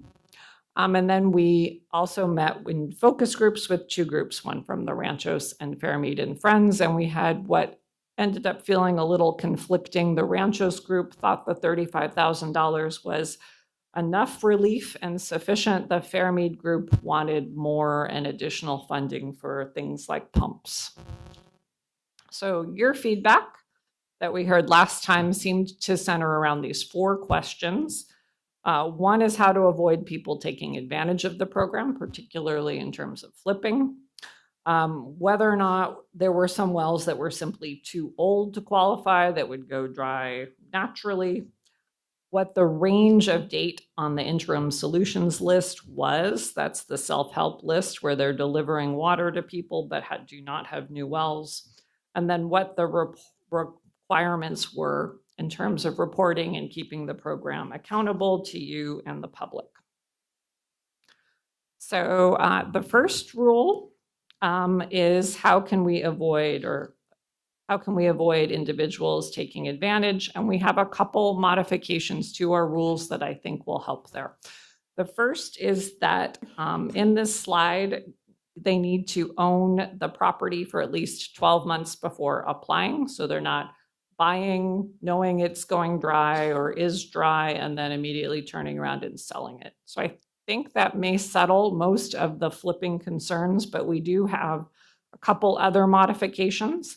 The second point is if you have a well that goes dry from 2026 forward, or you're on that list from self-help, you would also be eligible. And then we have some payback provisions. If you sell or transfer the property within 1 year, you have 100% repayment. And if it's 1 to 2 years, you have 50% repayment of those costs to the GSA. After 2 years, you are free and clear. If you sold your house, you would not have to pay that back. The second question is whether there are wells that are too old to qualify. As you know, we've talked about groundwater decline is driven by the basin-wide overdraft. 95% of that is from ag pumping. This is not a judgment, it's just a fact. So I did get an estimate from our groundwater hydrologists on typical well age, and they said anything over 30 years, we could consider disqualifying. That was a lifespan. But if it was less than 30 years old as a well, it would qualify. It should qualify. We do not have the interim solutions list from self-help yet, which is disappointing, though we have asked multiple times. And in terms of reporting requirements, you'll see we have a pretty robust list up there, including quarterly reports. These could be to the GSA committee, and then annual reports, which could be to the full board itself. And it's down to a discrete level in terms of applications received, reviewed, approved, and denied, as well as the results of field work. This is a screenshot. Red is modified text, but it includes what I just went over, both in terms of what would qualify and what wouldn't be. It adds the habitability clause. It adds the age of the wells. It also has the payback provisions. And a little bit of more detail on the process. So that is the program with modifications from your board as well as from the public. I have some handouts that have the full rules. It's also in your packet. There was a minor administrative mistake, and one clause that says you have to own the home for 1 year is left off of what's in the packet. So I want to make sure to flag that, hand something out, and provide it to the public. But that was something that made it into the PowerPoint as well, and that we were considering. Happy to take your questions. Thank you, Stephanie. Questions? Supervisor McCauley. Thank you, Chair. So I guess going back to well, thank you for the modifications first. I think it's going to be helpful with everybody's comfort level, hopefully.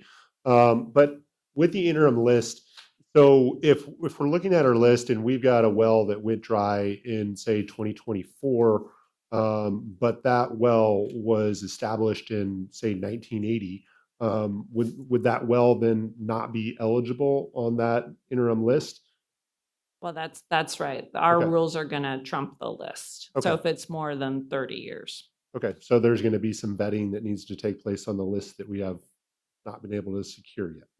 Yes, hard to speak to the list we've been unable to secure. We were told, though, that there are 250 homes in the Madera subbasin on interim solutions, and the rate study does use that number divided into 3, assuming we're not doing it all at one time. But again, I just want to reiterate that our rules will trump the rules established by Self-Help Enterprise. Yes, sir. Okay, so it's very, and I don't know what the average age of a well in Madera County is. I would assume it's probably up there.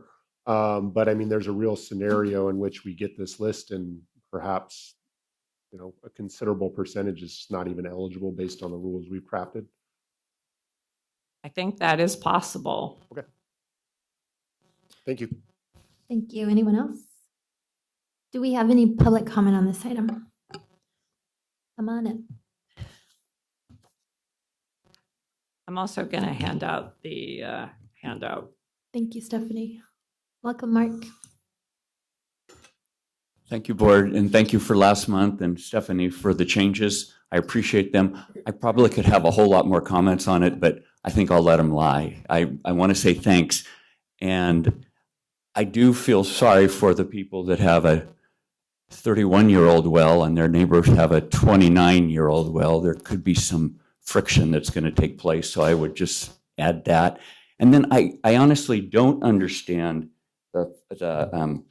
how the funding, if somebody has less than 1 year, or the money goes to the well driller. And so how does the homeowner get paid pay the money back when they never got the money in the first place. So there's a mechanism there I just don't understand. But that's all. Thank you. I appreciate what happened in the last month. Thank you. Anyone else in the audience with public comment?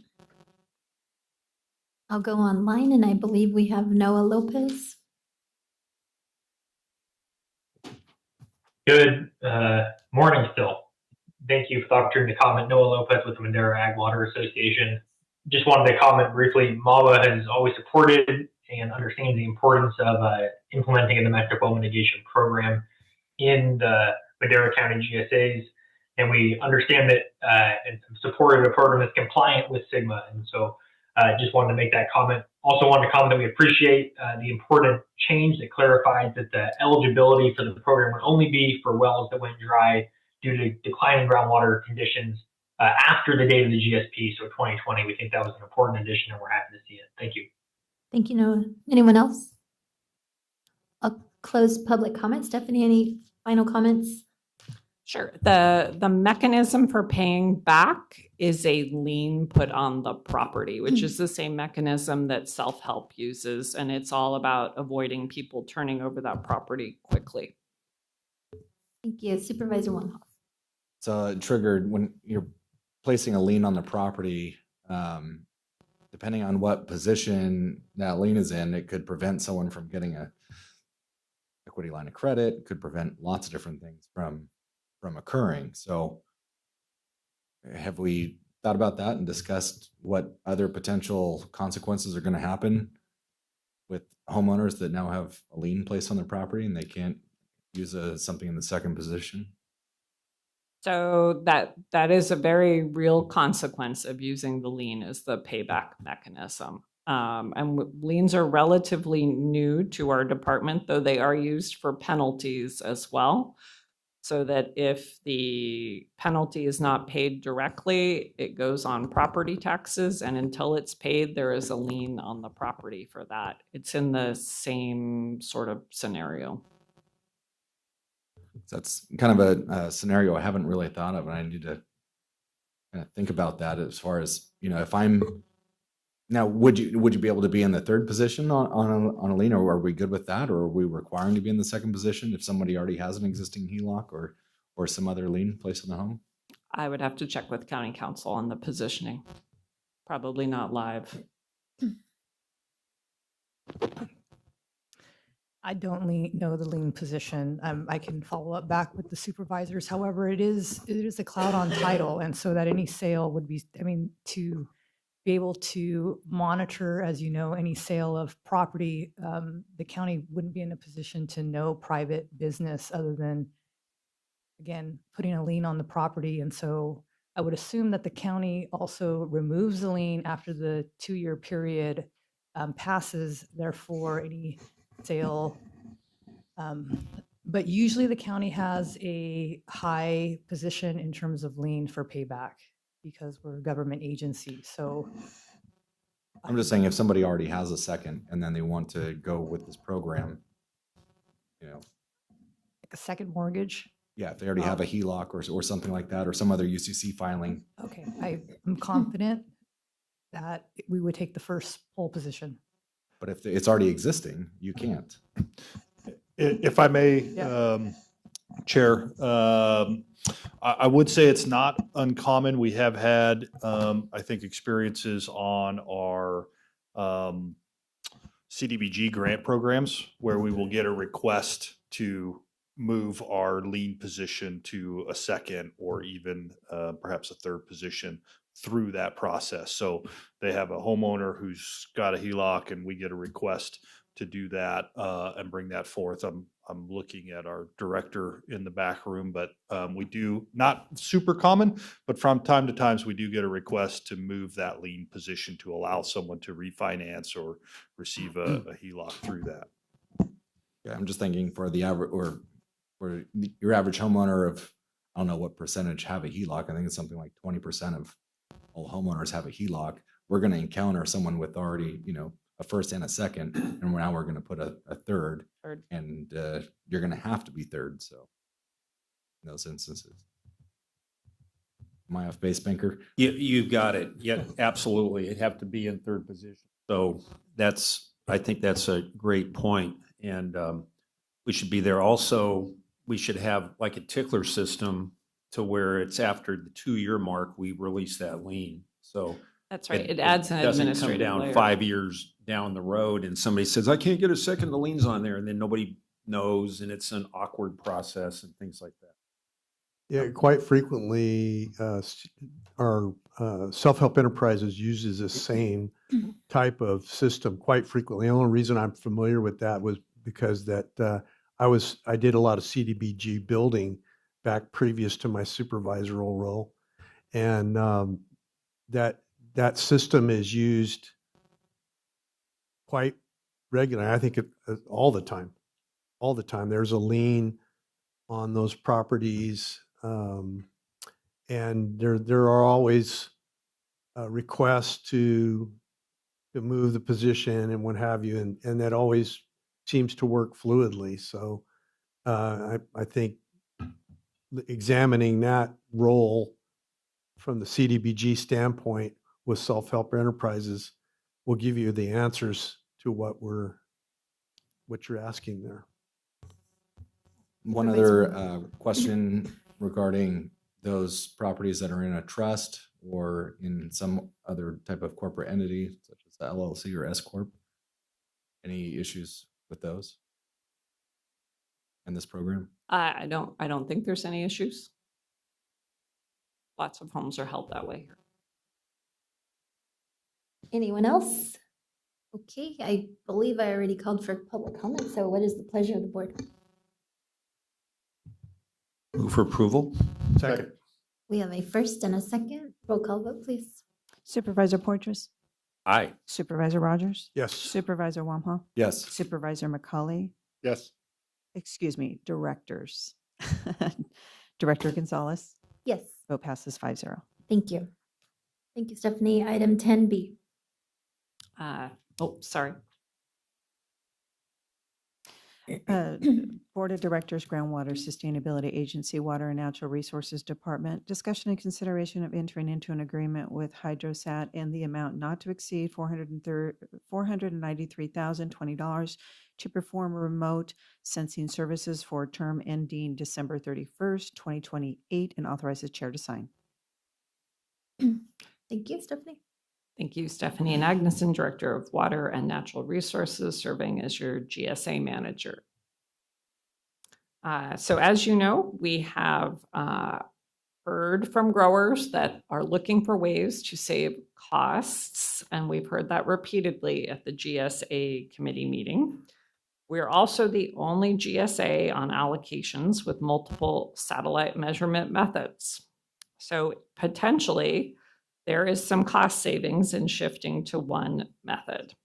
Also, every additional method takes a fair amount of processing, and that is typically in the $250,000 to $300,000 category.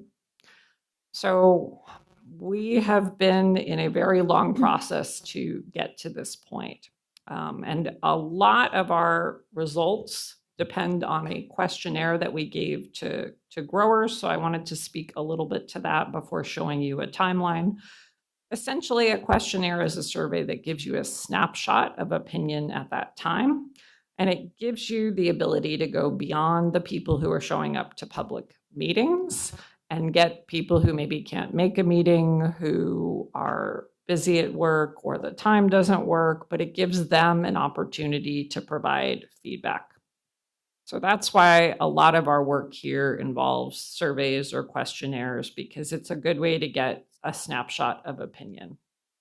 So just to walk you through the timeline, we had a comment last time that suggested we should have started earlier. The meetings with the GSA started in March, and this was on the agenda in April. So we did start pretty early in the year. We suggested the use of an RFP to get proposals for measurement systems and then do the interviews in public. We were told by the committee to come back with a draft in May. We came back with a draft. We were asked to make some modifications to add an allocation a platform for groundwater accounting to it.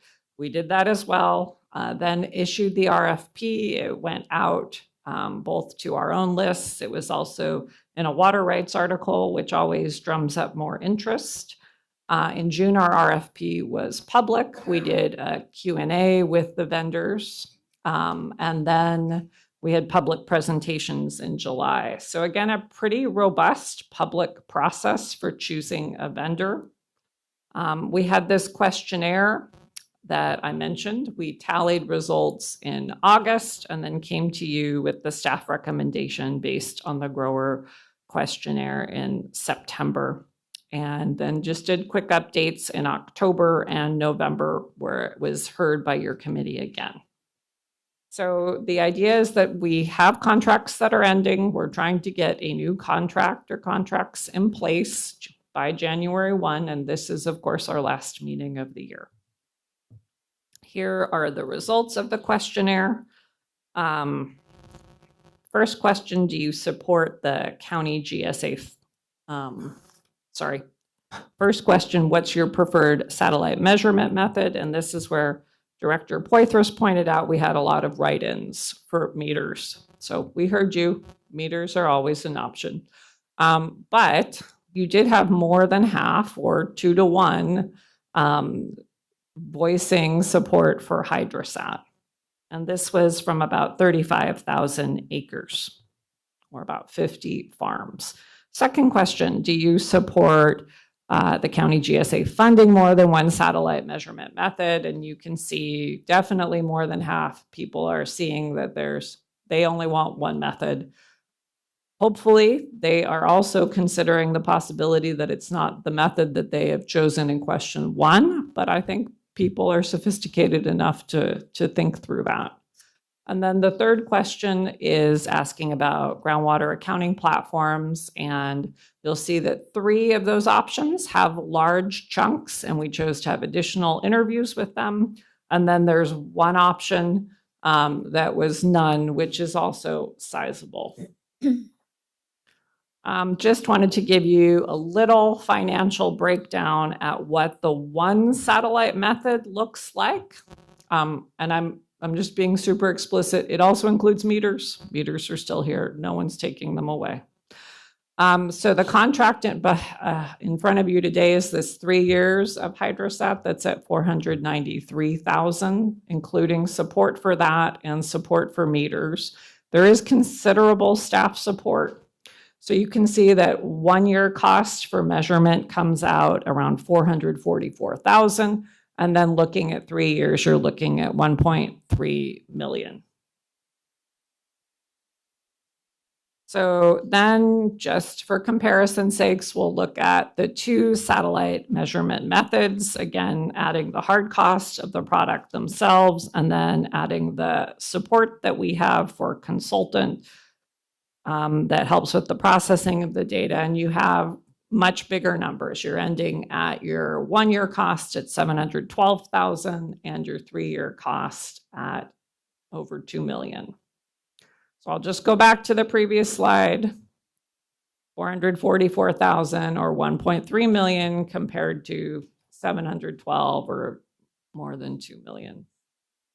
So there were some questions about what transitioning to one measurement method would look like. There wouldn't really be any interruption in service. People would still get monthly written reports, and they would receive them from the prior month. They'd also have real-time data with hydrosat. So I think that summarizes the last 6 months of a pretty substantial staff effort and committee effort as well. I'm happy to take your questions. I will note that we received a letter from Land IQ last time asking for us to continue the item. And they did follow up with a letter that is in your packet. I think there's also extras over there that gives more information. Happy to take your questions. Thank you, Stephanie. Any questions from the board? Supervisor Wamhoff. Yes, Stephanie, thank you for that presentation. Regarding Land IQ's letter, can you address some of the points that they made in that letter regarding staffing for each of them and requiring the use of David's engineering for ear watches issues, or not issues, but for Watch's, apparently they just need more support versus Land IQ. Can you address some of these things that they pointed out in this letter? Sure. So we did real live costs for the GSA committee a couple of months ago, and the costs for EraWatch were slightly higher. When just EraWatch and Hydrosat are the same, they're interchangeable. They were slightly higher than Land IQ. We don't think that that is a pattern that's going to continue. It's more a snapshot in time, and the costs for Land IQ and Hydrosat / EraWatch are comparable in terms of consultant support. There was a point in their letter about the Hydrosat adjustment that happened at the end of 2022 and 2023, but has not happened in 2024 and 2025. Both products do make adjustments. Hydrosat and EraWatch is essentially live, and so it is a little bit more volatile for that reason, but I think they seem to have integrated any changes into more of their day-to-day management and haven't made adjustments at the end. But all of these products are making adjustments. It's part of what they do to get the most accurate numbers. Okay, and they are, Land IQ is specifically talking about the number of people they have on staff, around 50, with approximately 16 in the Central Valley, and stating that EraWatch has one or potentially one or very few. Can you tell me about how that would matter?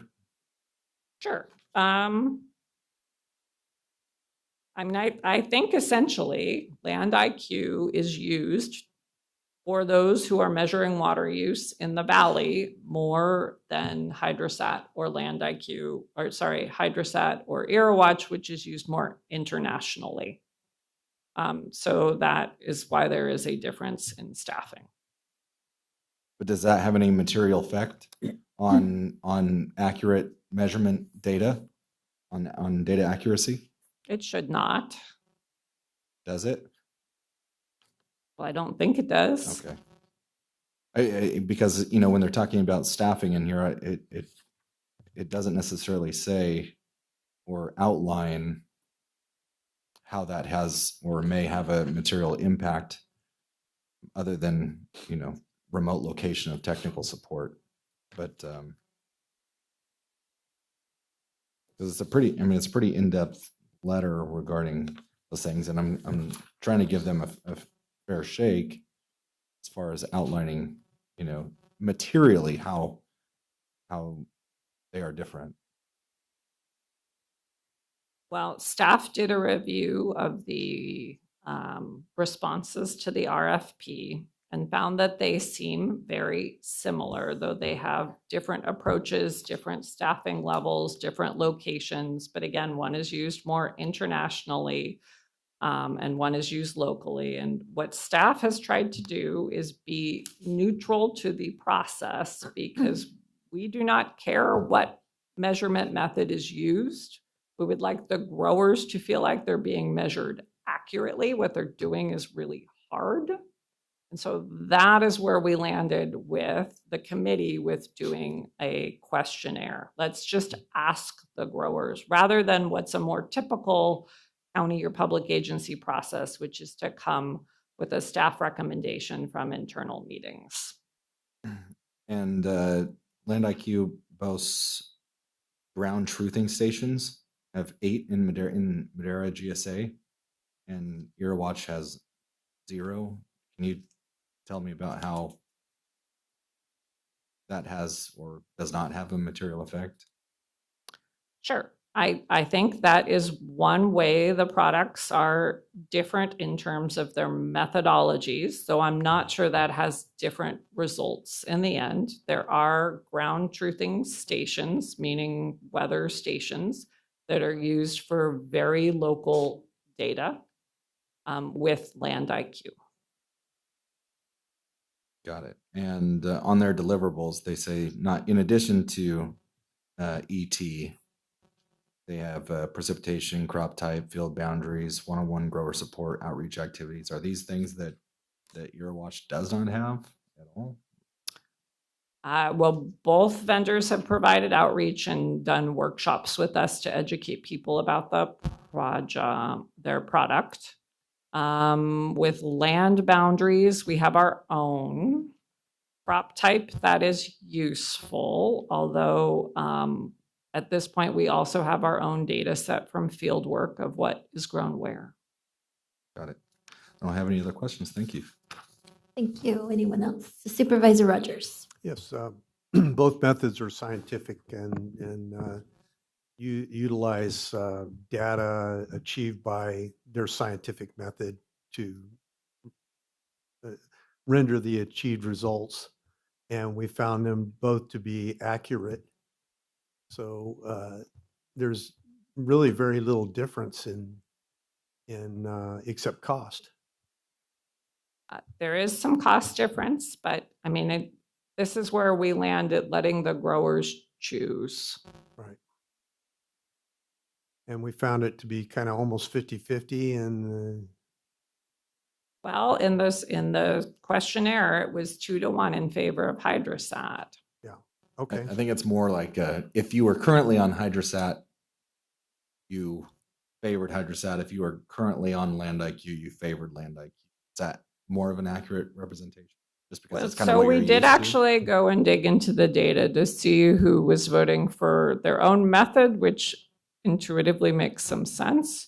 We had some strange crossovers, so I don't know that it's quite as intuitive as it seems, meaning people who were currently on Land IQ voted for hydrosat and vice versa.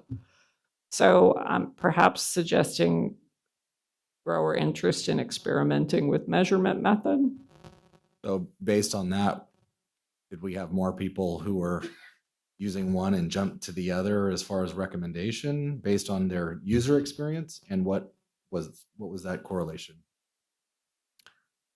Honestly, I don't know, but after the question came up in the last meeting, I decided we should at least look and see if they were all voting for their own method, and there was a fair amount of back and forth. So I think they may be more flexible.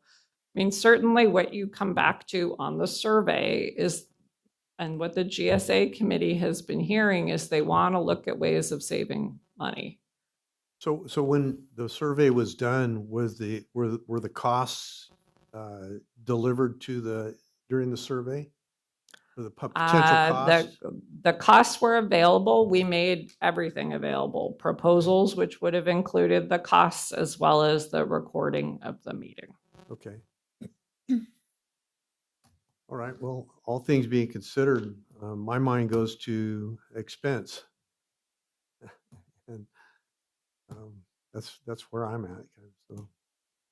Thank you. Anyone else? Do we have any public comment on this item? Thank you, Stephanie.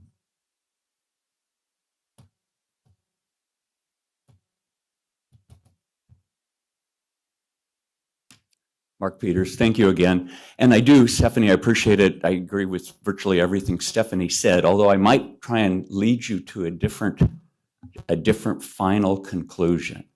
But first, I could say a whole lot on the hydrostat versus Land IQ issue. I mean, I personally know all this detail also, but I'm going to leave it aside unless it becomes important. I'll just say that if hydrostat had also written a letter in response to Land IQ's letter, it would have presented an entirely different picture, because that's what happens when people have a chance to rebut. But anyway, let me go to my primary point. Last month, the board even explored, should we have all three, 2 sensing measurements and 1 accounting measurement? And Stephanie very clearly said, we only have the money for 2. Let's be careful here.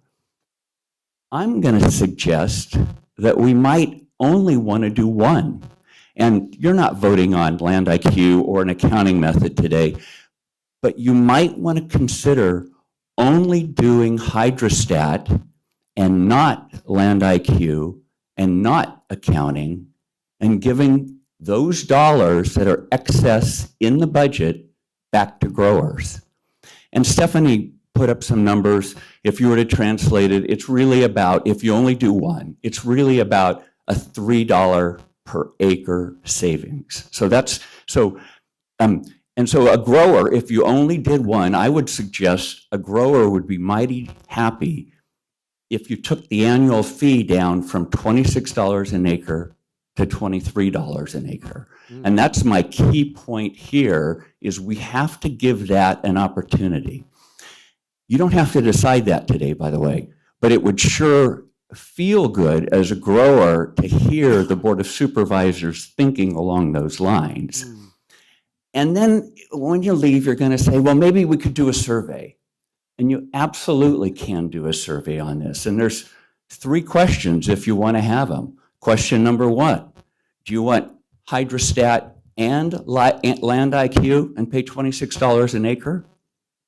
Or would you prefer hydrostat and an accounting platform and pay $26 an acre? Or would you prefer hydrostat only and save $3 per acre and pay $23 per acre? And I suggest that that's the right answer. And so I'm up here to say, please explore it. It makes sense to me. It could make sense to a lot of people. Hydrostat clearly won in the vote, but that second pie chart showed people prefer only one measurement method. And I'm sure people will not prefer, I'm done, will also prefer no accounting measurement. So there's some merit in what I said. Thank you for the opportunity to say that.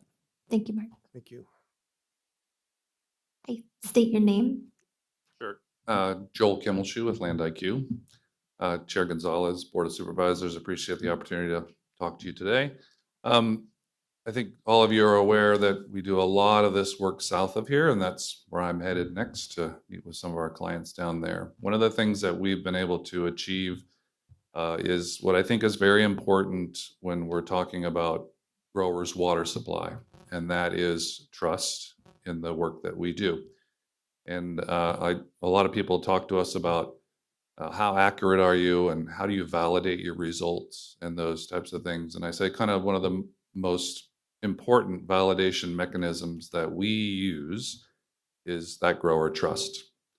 So I don't think that our work would be as expansive as it is because of without that grower trust. Also, one of the other, it was alluded to by earlier, that the importance of working with the growers is really what's kind of the bottom line. And so we've done that a lot in working with growers in helping them understand their evapotranspiration data, and that work is all covered in our fee.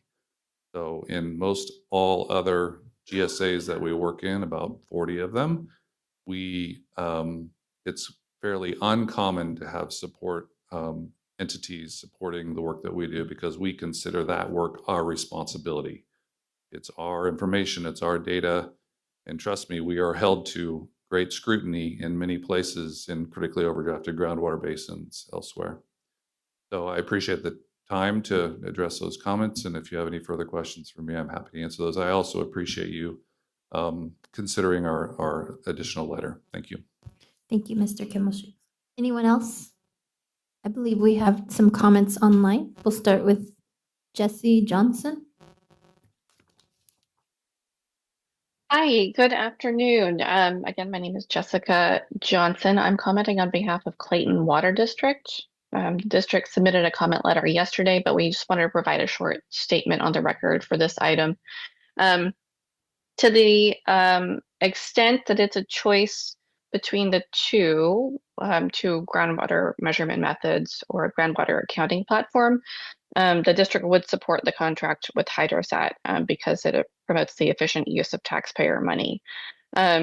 The landowners in the district would be much better served by developing and implementing a groundwater accounting platform rather than paying for 2 consultants that provide similar services for another year for transition or longer. As penalties are increasing and allocations are decreasing, a groundwater accounting platform we think will be more useful in the long run. The district supports implementing the platform by 2026, if possible. Thank you very much for your time and consideration. Thank you, Jessica. Next, Noah Lopez.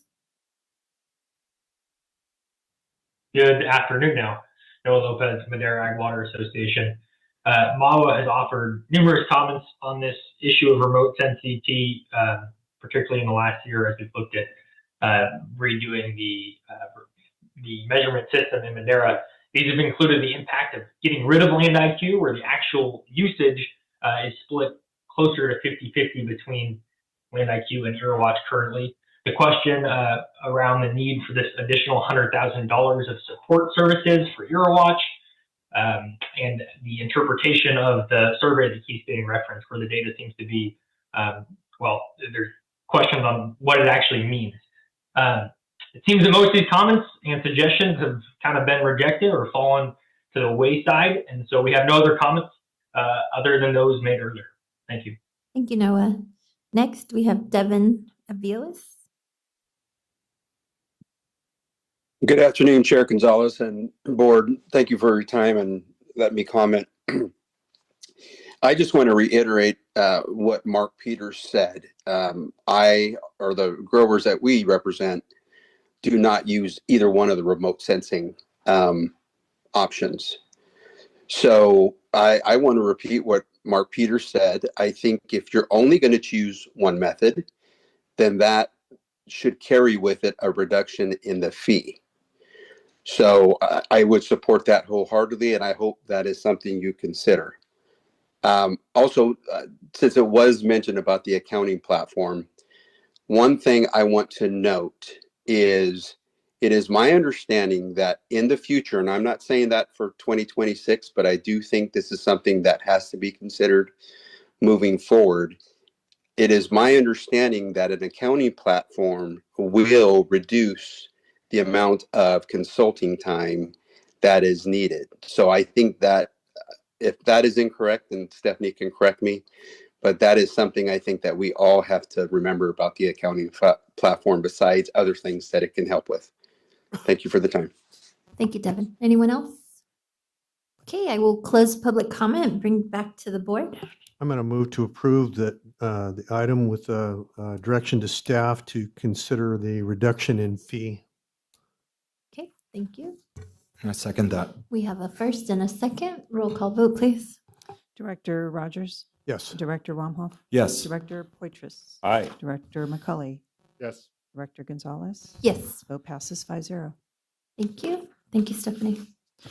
Okay, at this time, we will take a 1-hour recess. We will be breaking for lunch, and we'll be back at 1:30, just before 1:30. Thank you very much. Gets confirmed in my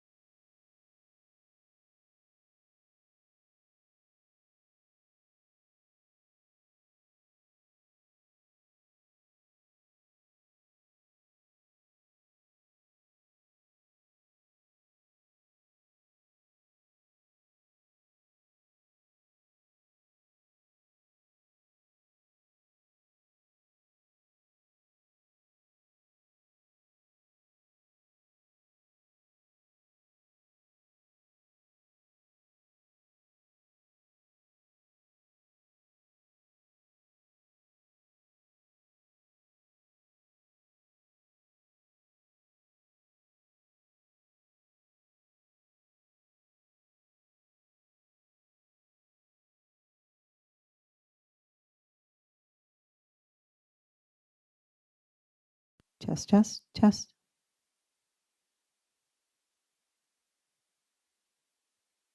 Test, test, test, testing.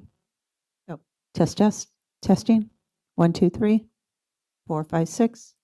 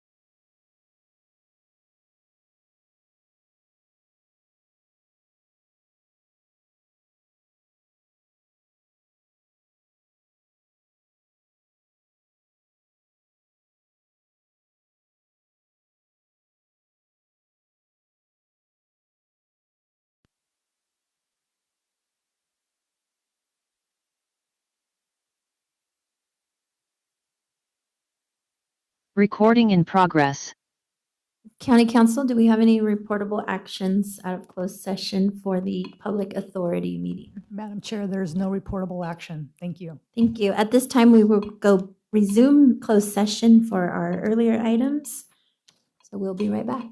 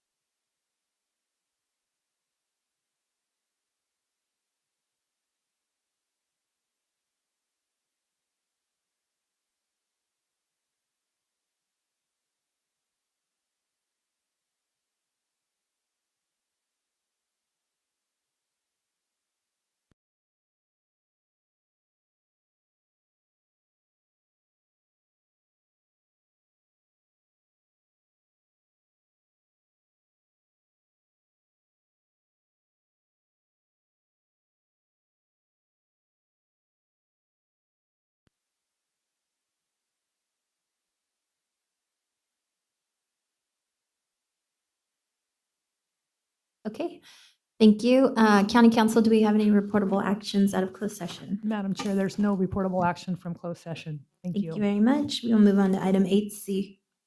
Human Resources Department to ensure compliance with the California Public Employees Retirement System, CalPERS regulations regarding reportable special compensation. Discussion and consideration to adopt resolutions amending the special compensation type for Dominic Trybursky as Madera County Director of Public Works, Deborah Martinez as Madera County Director of Social Services, Stephanie Anagneson as Madera County Director of Water and Natural Resources, and Maddie Mendez as the Executive Director of Community Action Partnership.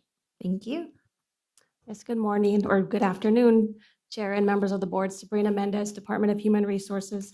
The item before you is an update to resolutions for 4 employees to ensure compliance with CalPERS regulations regarding what qualifies as reportable special compensation.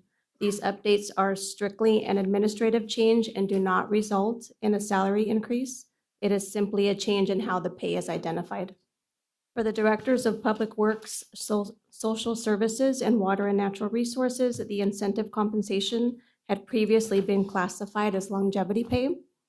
Because these payments were not tied to specific years of service requirements, CalPERS may not consider them reportable. The resolutions correct this by retroactively reclassifying the compensation as management incentive pay. Similarly, the Executive Director of Community Action Partnership was receiving incentive compensation categorized as supplemental pay, which also does not meet CalPERS criteria. This compensation is now also being changed to management incentive pay.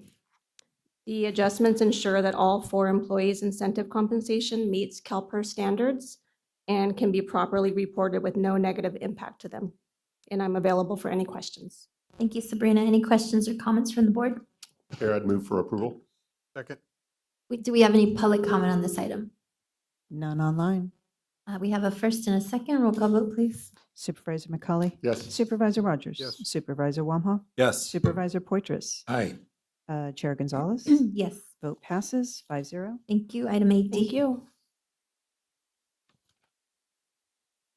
Human Resources Department discussion and consideration to adopt a resolution authorizing Director of Public Health Sarah BOS to assume administrative oversight required to maintain the business operations of the Department of Behavioral Health Services and provide her with 25%, $4,062 a month special compensation defined as management incentive pay for additional duties performed effective November 20th, 2025.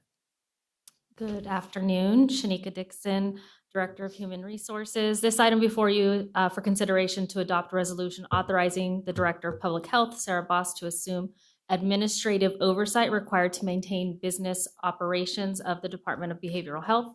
To acknowledge these unique responsibilities as detailed in the attached resolution, the recommended action includes providing Ms. BOS special compensation of 25%, totaling $4,062 per month, defined as management incentive pay for the unique duties being performed. Sarah BOS shall remain at her current pay plus receive the 25% management incentive pay, and there will be no fiscal impact to the general fund as it will be supported by subvented funds. Upon approval, this will be effective November 20th, 2025, and I'm available for any questions. Thank you. Any questions or comments from the board? Do we have any public comment on this item? None online. I'll bring it back for, Move to approve. Second. we have a first and a second. Roll call vote, please. Supervisor Rogers? Yes. Supervisor Poitras? Aye. Supervisor Wamhaugh? Yes. Supervisor McCauley? Yes. Chair Gonzalez? Yes. Vote passes 5-0. Thank you. Item 8F. 8E? Item 8. What? E. Sorry. Human Resources Department. Discussion and consideration to adopt a resolution appointing the Behavioral Health Services Manager, Art Galindo, as the Acting Director of Who's paying attention?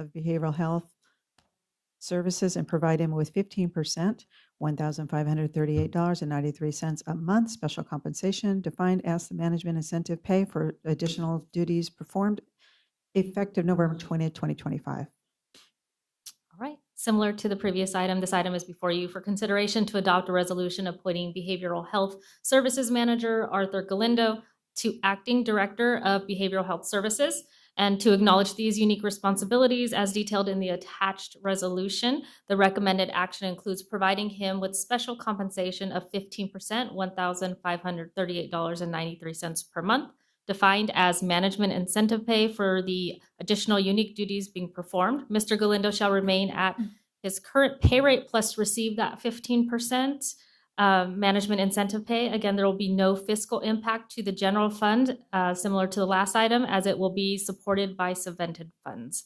Upon your approval, this will be effective November 20th, 2025. I'm available for any questions that you might have. Thank you. Any questions or comments? Move to approve. Second.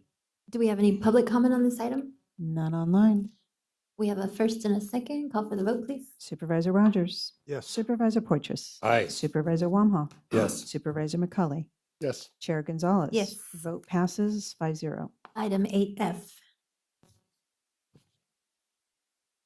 Human Resources Department, discussion and consideration to adopt a resolution providing Assistant Director of Public Health, Amalia, excuse me, I'm so sorry. Hernandez with 15%, Yes. $1,834.95. Thank you. Special compensation defined as management incentive pay for additional duties performed effective November 20th, 2025. It's been a long meeting for everyone. Again, this item is before you for consideration to adopt a resolution providing Assistant Director of Public Health, Amalia Hernandez, special compensation for additional duties performed. To acknowledge these unique responsibilities as detailed in the attached resolution, the recommended action includes providing Ms. Hernandez with special compensation of 15%, $1,834.95 per month, defined as management incentive pay for those additional duties. Ms. Hernandez shall remain at her current pay rate plus receive that 15% management incentive pay. And there is, again, no fiscal impact to the general fund as it will be supported by subvented funds. And this will be effective upon your approval, November 20th, 2025. And I'm available for any questions regarding this item as well. Thank you. Any questions from the board? Supervisor McCully. Thank you, Chair. Yeah, just really quickly, I want to thank the three of you for stepping up when your county, your community needs you. So appreciate all your efforts. I know it's not an easy thing to do. We certainly want to do our best to compensate you for the extra efforts and the additional work, but just want to express my thanks again to the three of you. Thank you. Hello. Thank you. Any public comment on this item? None online. Move to approve. Second. First and a second. Roll call vote, please. Supervisor Rogers. Yes. Supervisor Poitras. Aye. Supervisor Wamhaugh. Yes. Supervisor McCully. Yes. Chair Gonzalez. Yes. Vote passes 5-0. Thank you very much. Item 8G. Community and Economic Development Department Planning Division, discussion and consideration to adopt a resolution to continue the road impact fee program freezing through December 31st, 2027 for single-family residential parcels not created by a final subdivision tract map. Good afternoon, Jamie Bax, Community and Economic Development. This is actually a continuance of last year's resolution and previous years where we extended the fee freeze for those parcels created by parcel map, not by subdivision final tract map.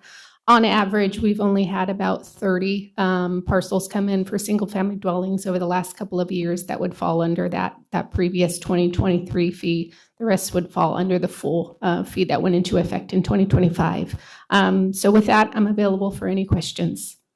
Thank you, Jamie. Any questions, comments from the board? I just have a question, Chair. Supervisor Wamhaugh. Of those 30, what's kind of the price difference between the 2023 fee and the updated fee? Just so you know, kind of what the gap is there. Sure. Thank you for that question. So the majority of the permits that we saw were in either the Foothill Mountain or on the valley floor. And you're looking at a gap of approximately for Foothill Mountains was $9,500 back in 2023. Currently, that fee at the full fee is $19,096. So there is a difference there. But again, there are very few compared to the ones that are in subdivisions. And the ones that are in the subdivisions are in the valley floor, in the Madera County growth area, which is the highest of those fees. We're collecting the most of the highest fee.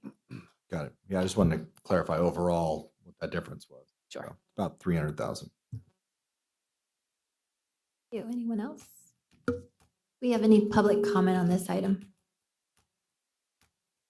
None online. I'll close public comment and bring it back for action. Move to approve. Second. We have a first and a second. Roll call vote, please. Supervisor McCauley. Yes. Supervisor Wamhaugh. Yes. Supervisor Rogers. Yes. Supervisor Poitras. Aye. Chair Gonzalez. Yes.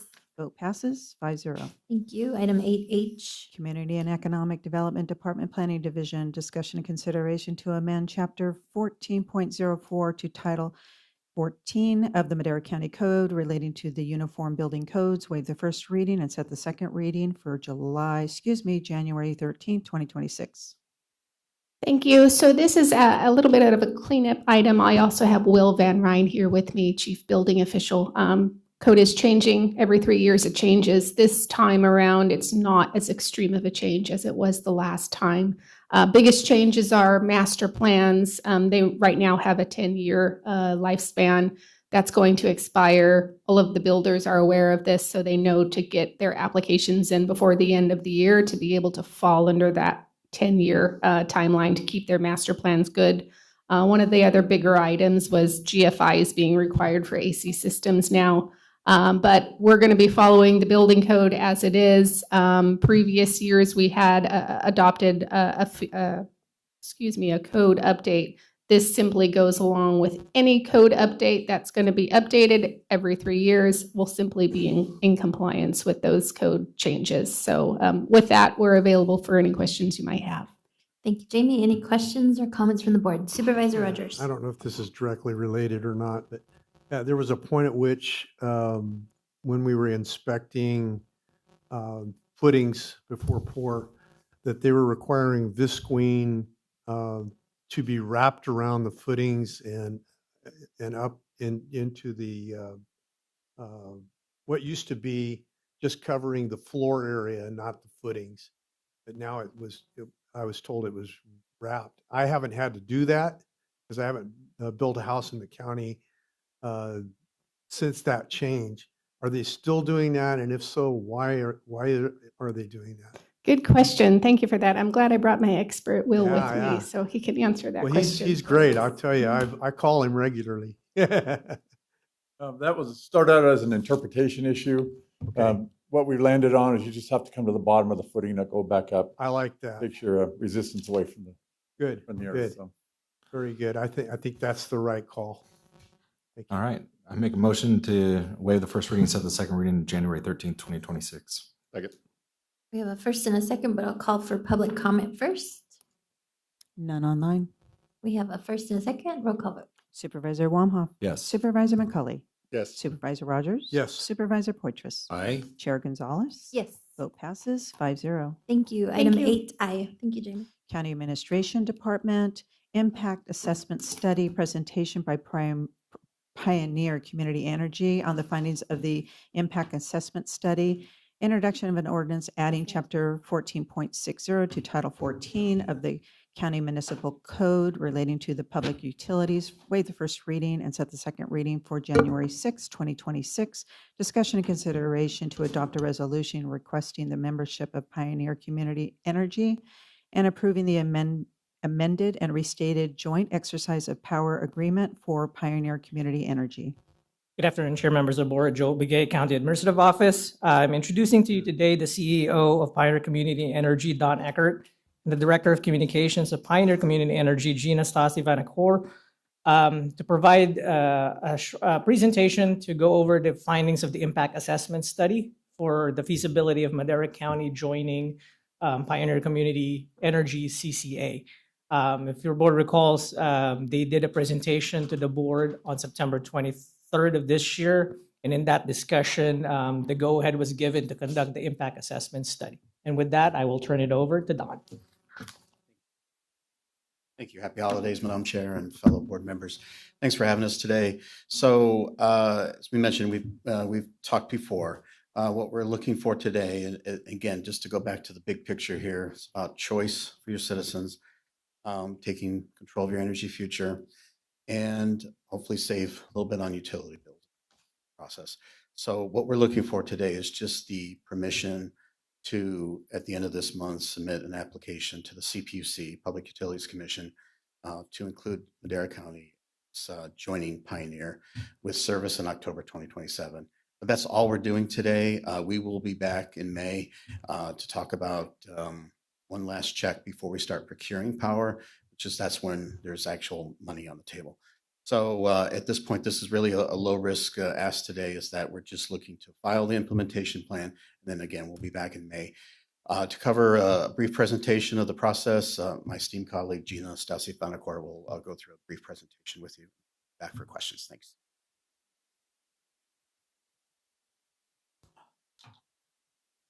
Thank you so much. Good afternoon, Chair Gonzalez and members of the board. As a reminder, Pioneer Community Energy is a community choice aggregator. We procure power on behalf of cities and counties for their residents and businesses. We buy on the wholesale market, and then that power is distributed by PG&E through its lines and poles.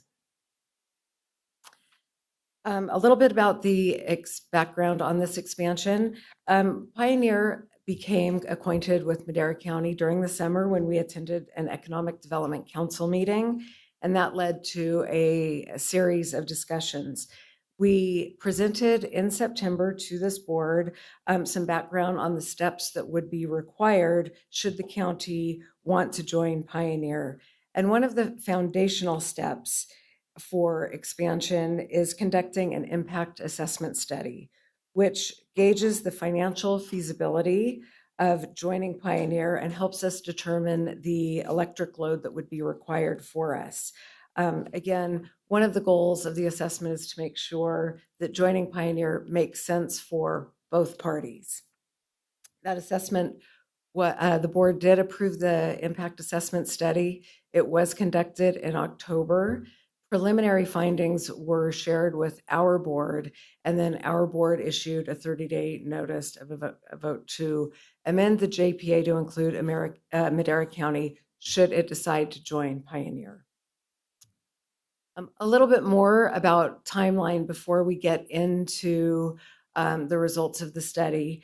One of the things that we want to make you aware of is that during that time, we were also speaking to the cities of Chowchilla and Madera.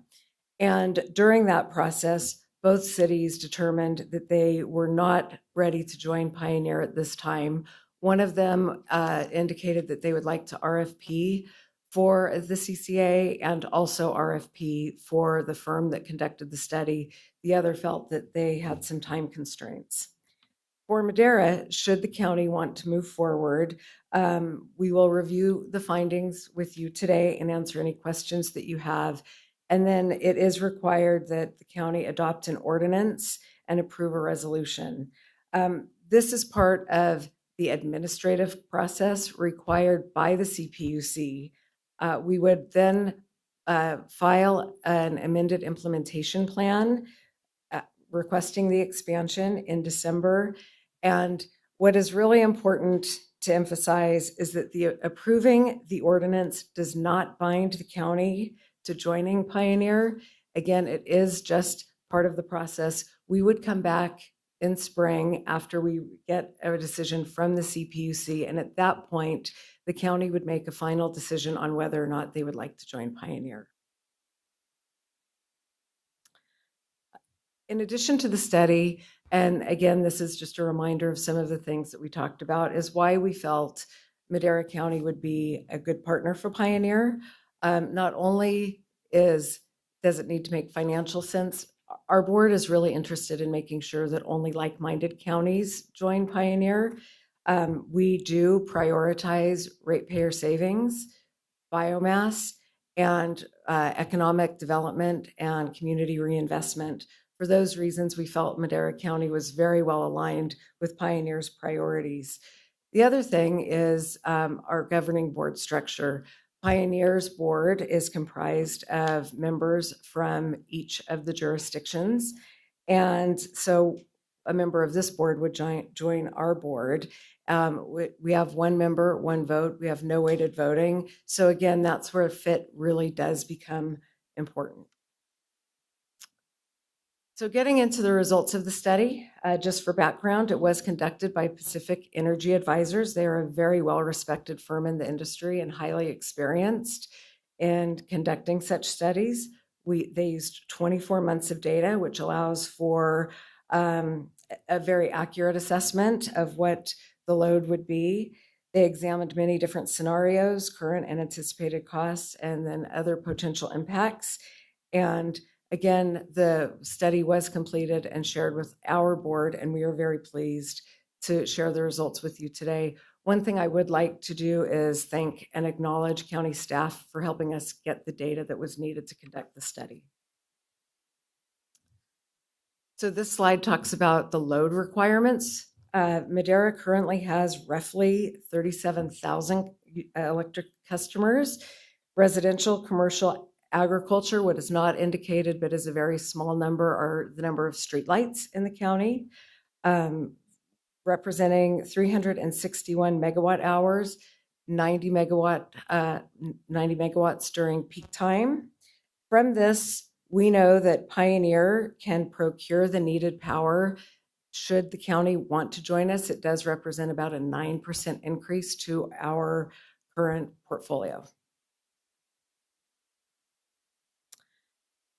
Other findings was that an October 2027 start date would be the ideal time to launch service.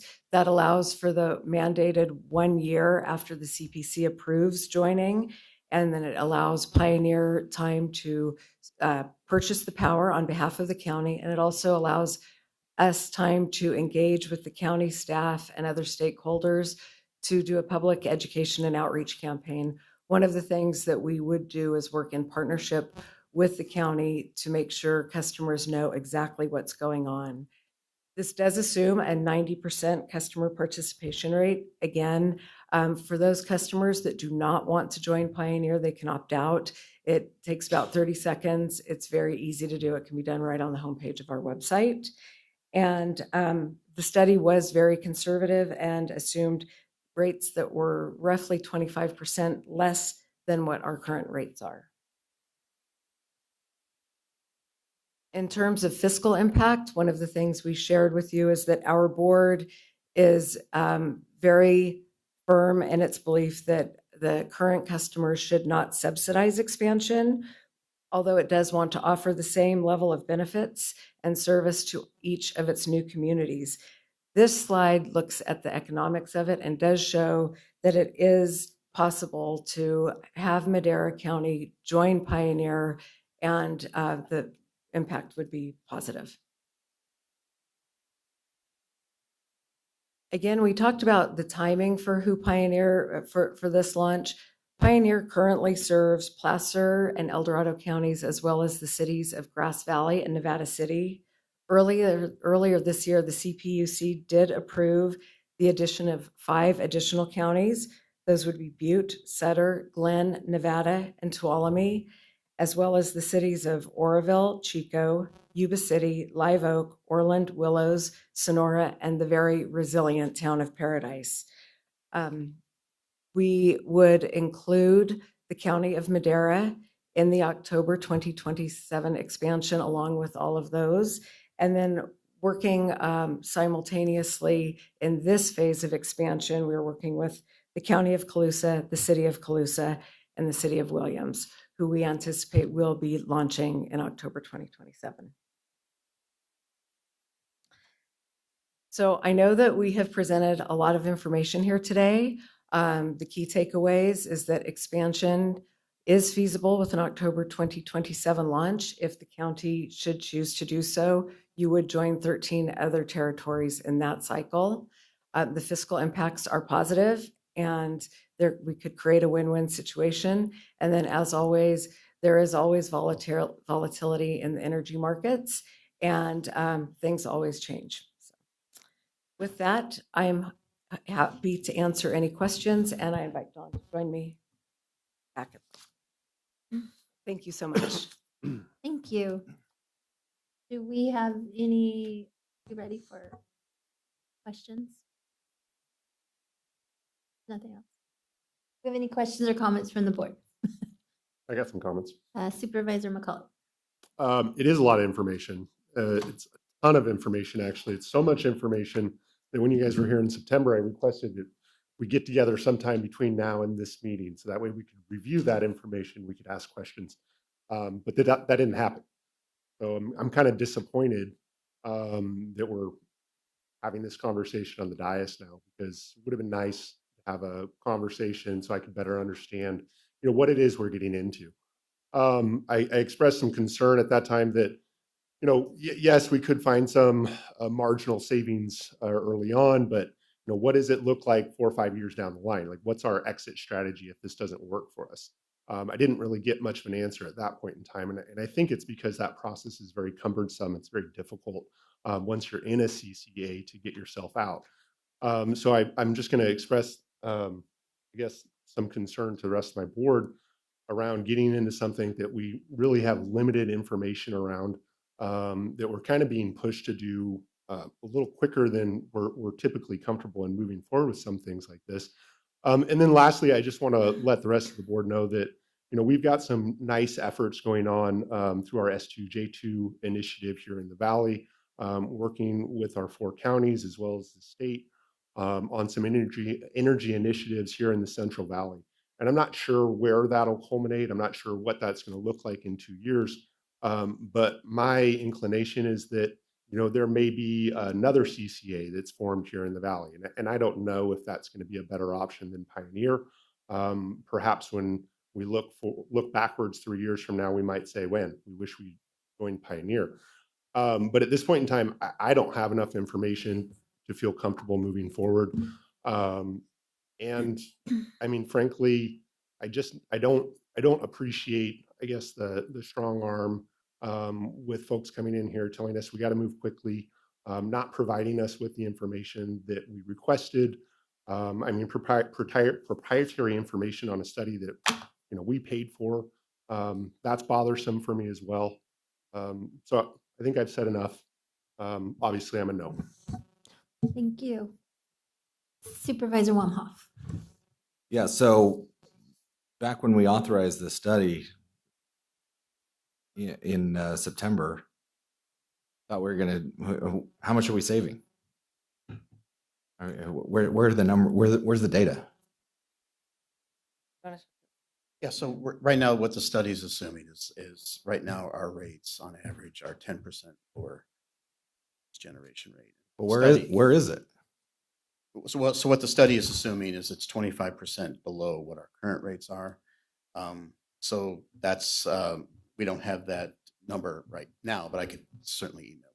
But that's based on current rates and where they're going to be. The issue with trying to come up with a specific savings 2 years down the road is I don't know what PG&E's rate is going to be. So it's tough for me to say with certainty what that's going to be. I'm just saying, and I'll have to have some agreement with my colleague who just spoke here, because when we're going to move quickly on something, and it's kind of a big deal, I want to be crystal clear about what we're actually moving forward with, and the fact that we haven't got anything between the last time you guys spoke at this board meeting and then to this board meeting. I feel like I've been in the dark, and this, quite honestly, doesn't provide me with the clarity to move forward. I don't feel good about this at all. The fact that, saying that the economic impact is good is a broad blanket statement, that could really mean anything, because I need so much more information. I mean, you said what'd you say in your opening part about as far as taking control of your electricity Energy future, yeah. Of your what? Energy future. Energy future. But who owns the distribution lines? They control our energy future. Those who control the distribution, they control the energy future. Because what could they do 2, 3, 4 years down the line? Ye who controls the distribution controls the cost. Yes, we can buy it at a certain rate, but this just goes to show that you guys didn't do a very good job with communicating and being clear about what that future actually looks like and sufficiently answering the questions for me. It's very hard for me to move forward, and for that reason, if I have a gun to my head right now, it's a no for me, because I don't feel good. I don't feel comfortable And I don't feel that I have any clarity as far as what this looks like moving forward. Thank you. Anyone else? Do we have any public comment on this item? None online. CAO, do you want to chime in on anything? Thank you, Madam Chair. I don't know that I have anything in addition to add. I think certainly support the comments made by the board. I do think that it is something that we should, at a staff level, look at and track and see how these CCAs are coming along and follow what the Valley and Supervisor McCauley spoke to on those things. But from my perspective, there is a lot unknown, and there's a reason it's not presented and known because, again, we don't know what PG&E is going to do. But I do know that if it was a desire, right, that we then start to inherit some of those rates and those bills that our residents are going to see. It's concerning that both our city partners are also not at a place at this point. So I don't know that I have significant more to add to that other than certainly support the board. Thank you. Supervisor Poitras. Thank you, Chair. Something that Supervisor Wamhoff said that really resonated with me was the comfort level. And, I think about big decisions I've made over my life and so forth. I've felt a measure of comfort, when I've made those.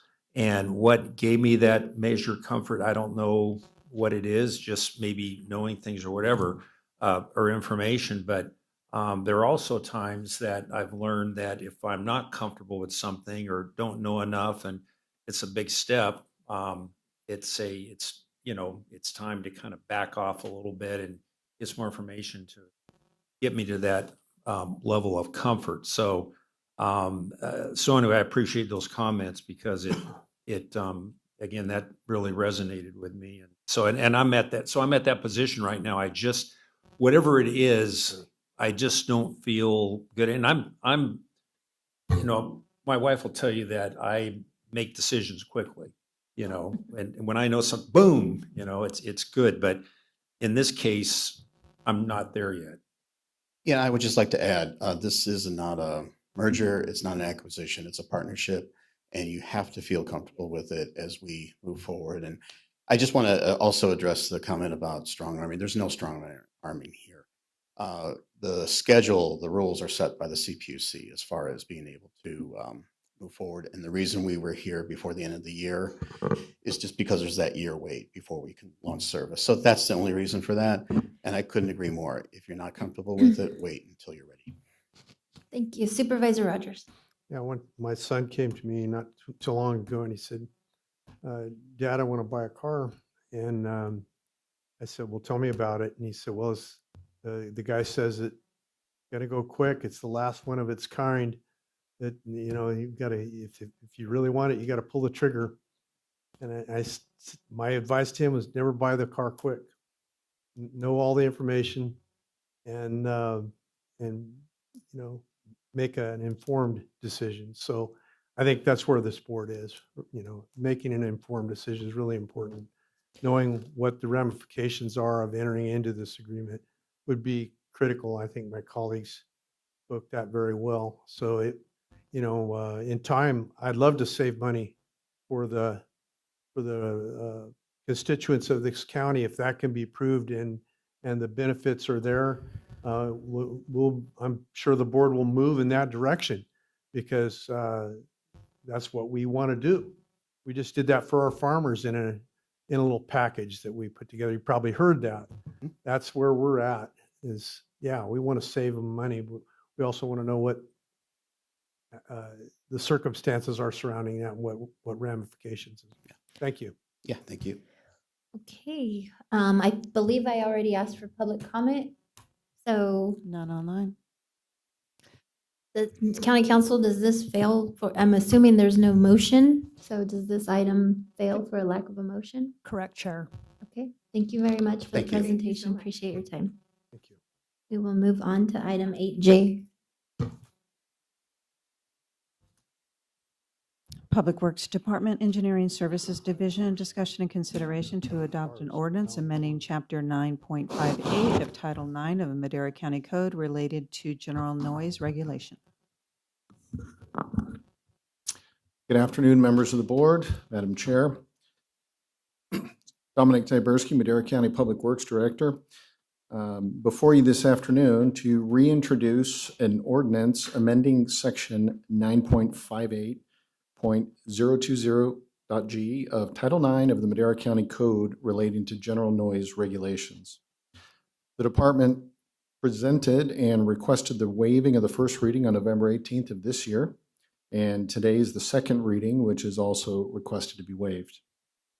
The current Madera County noise ordinance limits construction activities to the hours of 7 a.m. and 7 p.m. Monday through Friday and 9 to 5 on Saturdays with no construction allowed Sundays. Situations exist where performing work outside of these limited hours is mutually beneficial to the contractor and the public. This is particularly the case with utility work. In areas near schools or areas with high pedestrian or vehicular volume, traffic volume, yet away from residential developments is also a good opportunity. And the department does receive requests to perform such work outside of the hours of the existing ordinance. This modification would allow the Public Works Director to approve off-hour work on a case-by-case basis as controlled by improving safety and reducing impacts to Madera County residents. Happy to try to answer any questions you may have. Thank you, Dominic. Any questions from the board? We have any public comment in the house or online? None online. All right, we have a motion. Do we have a second? Second. Motion and a second. Roll call, please. Supervisor Rogers. Yes. Supervisor Poitras. Aye. Supervisor Wamhaugh. Yes. Supervisor McCully. Yes. Chair Gonzalez is absent. Vote passes 5-0. Excuse me, 4-0. Excellent. We're going to move on to item 8K. 8K, Board of Directors, Special Districts, Maintenance District Number 27, Goldside Estates, Public Works Department, Administrative Services Division, discussion and consideration of approval of receipt of unanticipated revenue number 25-049 in the amount of $1,250,000 derived from Maintenance District 27, Goldside Estate Sewer insurance pay to Maintenance Sewer System Direct Maintenance Expense DEGS and Professional and Specialized Services for fiscal year 2025-2026. Thank you. Before you this afternoon to request approval of the receipt of $1,250,000 in unanticipated revenue derived from Maintenance District 27 Goldside Estates. The funds are a partial insurance payment for the wastewater treatment plant, which suffered a catastrophic failure earlier this summer. This second allotment totals $1.5 million received to date from insurance, which will provide much needed capital to provide an ongoing temporary solution while a permanent solution is analyzed and designed. The initial temporary solution was to truck effluent to neighboring MD10. However, this was not sustainable at over $150,000 a month. We are currently renting a modular plant at roughly $40,000 a month, which was delivered December 1st on site and is anticipated to be fully operational early January.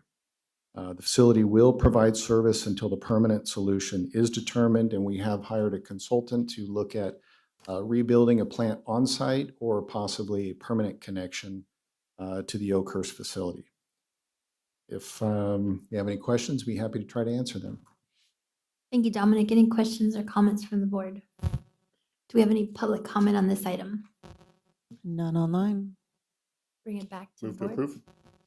Second. We have a first and a second. Roll call vote, please. Supervisor McCully. Yes. Supervisor Poitras. Aye. Supervisor Wamhaugh. Yes. Supervisor Rogers. Yes. Chair Gonzalez. Yes. Vote passes 5-0. Thank you very much. Okay, we have reached the point of the agenda of pending legislation, I believe. Yes, thank you, Madam Chair. Matt Treber, your CAO.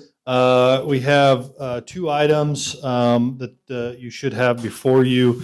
I'll take the first, which would be a letter on behalf of our hospital to request reconsideration from the Centers for Medicare and Medicaid Services through the feds to reconsider that as sole community hospital designation for Madera Community Hospital. So looking for authorization to have that letter signed and sent on behalf of the hospital. Thank you, Matt. Do we have any questions or comments from the board? Supervisor Poitras? No. Does not. Do we have any public comment? None online. Bring it back for action. Move to approve. Second. We have a first and a second. Roll call vote, please. Supervisor Poitras? Aye. Supervisor Wamhaugh? Yes. Supervisor Rogers? Yes. Supervisor McCauley? Yes. Chair Gonzalez? Yes. Vote passes 5-0. Thank you. Next item. The next item is a request on behalf of the Picayune Rancheria of Chukchansi Indians to the Bureau of Indian Affairs in support of the tribe bringing into a trust APN 0543040008. Thank you to Assessor Frazier in getting me the information. Again, we got this request last night. Currently, that parcel has an annual tax assessment of just north of $600. So full disclosure on that, it would be a little over $600 annual tax payment that would go away if successful by the tribe. But this letter in support of that application is before the board. Thank you. Do we have any public comment on this item? None online. What is the pleasure of the board? Move for approval. Second. We have a first and a second. Roll call vote, please. Supervisor Poitras? Aye. Supervisor Wamhaugh? Yes. Supervisor Rogers? Yes. Supervisor McCauley? Yes. Chair Gonzalez? Yes. The vote passes 5-0. Thank you very much. If we can get that over to them right away, that was the request. Thank you. At this time, we will start with Supervisor Rogers for supervisor and staff reports. Yes, we had the MCTC since the last time we were here and attended that. And looking forward to a GSA meeting on the, thank you. Okay, thank you very much. Supervisor McCauley. Yes, thank you, Chair. Very pleased to attend CSAC last week. Had a lot of great meetings, some great informational speakers, wonderful time all around. In addition, I will be in Sacramento this Friday at a wildfire task force meeting. Want to make sure the public is aware. Thank you.